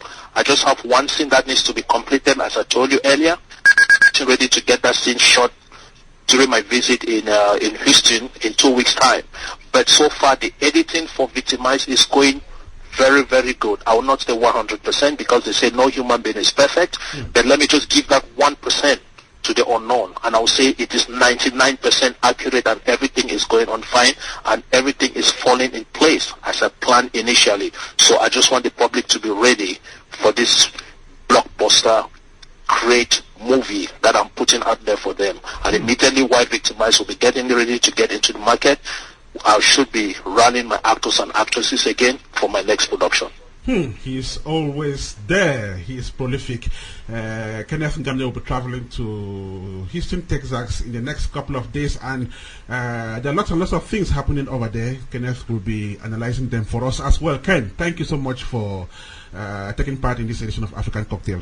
Thank you very much, Mr. Ernest Kanjo, and not just to remind you and to remind the public that I'm going there for the Giama Award, one of the biggest African movie awards in the diaspora, and I'm also going there as a nominee for the best promising actor in the diaspora. That's fantastic. Ken, thank you so much. Thank you. Okay, that is our resource person number one running off this episode of African Cocktail. Let's have the last piece of music, then we run off this edition of the show. Je resalue nos vendeurs, Babi Kousombi prix Nobel, le grand Coco, Motemaya Yasmine, Mboni, Germando Noble, Jackie Lomata. Amourelo kwesalema pona banso, éclaquer la porte na solo mawanang. Je t'en supplie,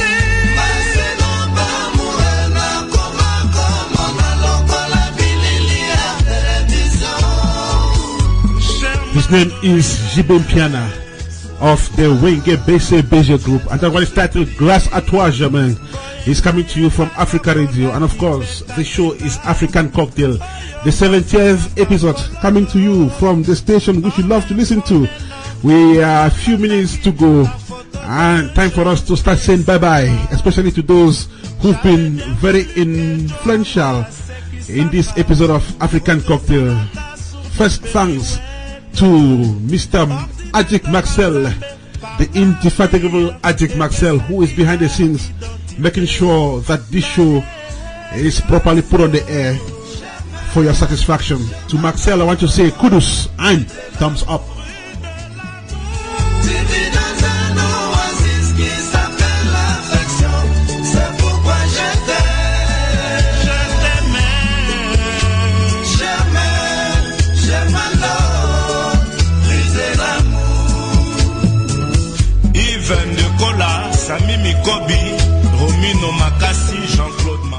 you so much, Jason Nkwain. Jason Nkwain is a young artist. He ventures into several forms of art. He is a poet. He is a stage poet. And of course, he is a movie actor. We listened to him a while ago. It was a brilliant conversation we had of him on this show this day. Evelyn, Claudia Coco, Mayako, Freddy Masombo, José Divengele. Micheline Ewang was around to tell us about Street Dancer, which she just made public, the video of which was made public a couple of days ago, and that song is featuring the legendary Henry Dikonge. Thank you so much, Micheline, for taking part in this edition of African Cocktail. We hope to have you again some other time.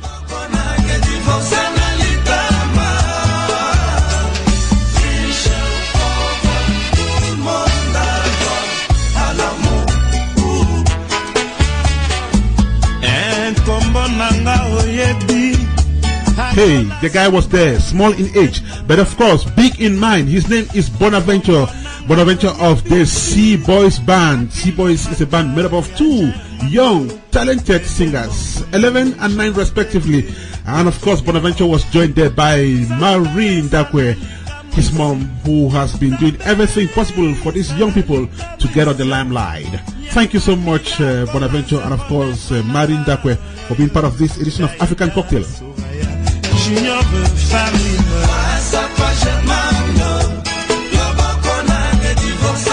Hey, thank you, my correspondents, Ifaana Qualar from Douala, Cameroon, Solomon Atah, Johannesburg, South Africa, and its guests, and of course, Titus Banyoh from Antwerp, Belgium. Special thanks to Ken Shally Monette, resource person number 1, at exactly 1 minute to 1 o'clock here in the studio of Afrikkaradio. Time for us to put a full stop to this 70th episode of the show.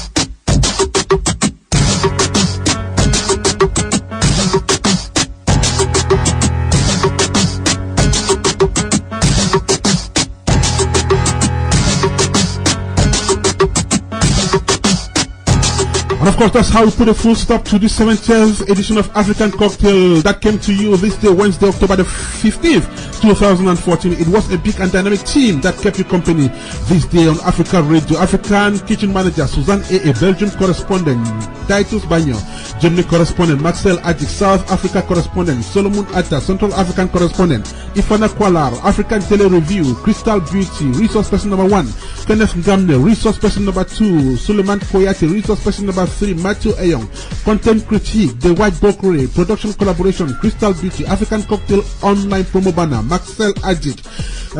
Special guest in this edition of African Cocktail, C-Boyz. Other guests in the show, Jason Nkwain, Maryland, USA, Micheline Ewang, Maryland, US of A. Then we had collaboration from Gentle, Awal Muhammad, DJ Cash, Mayo Makinde, Saran, KK, coordination Nana Ampem, Davis Odeneho, Apia. My name is Ernest Kanjo, regular host of the show, asking you to join me again next Wednesday for yet another vibrant edition of African Cocktail. And until we meet next Wednesday, it is bye-bye, ciao, au revoir, merci, I'm gone, see you then. To God be the glory.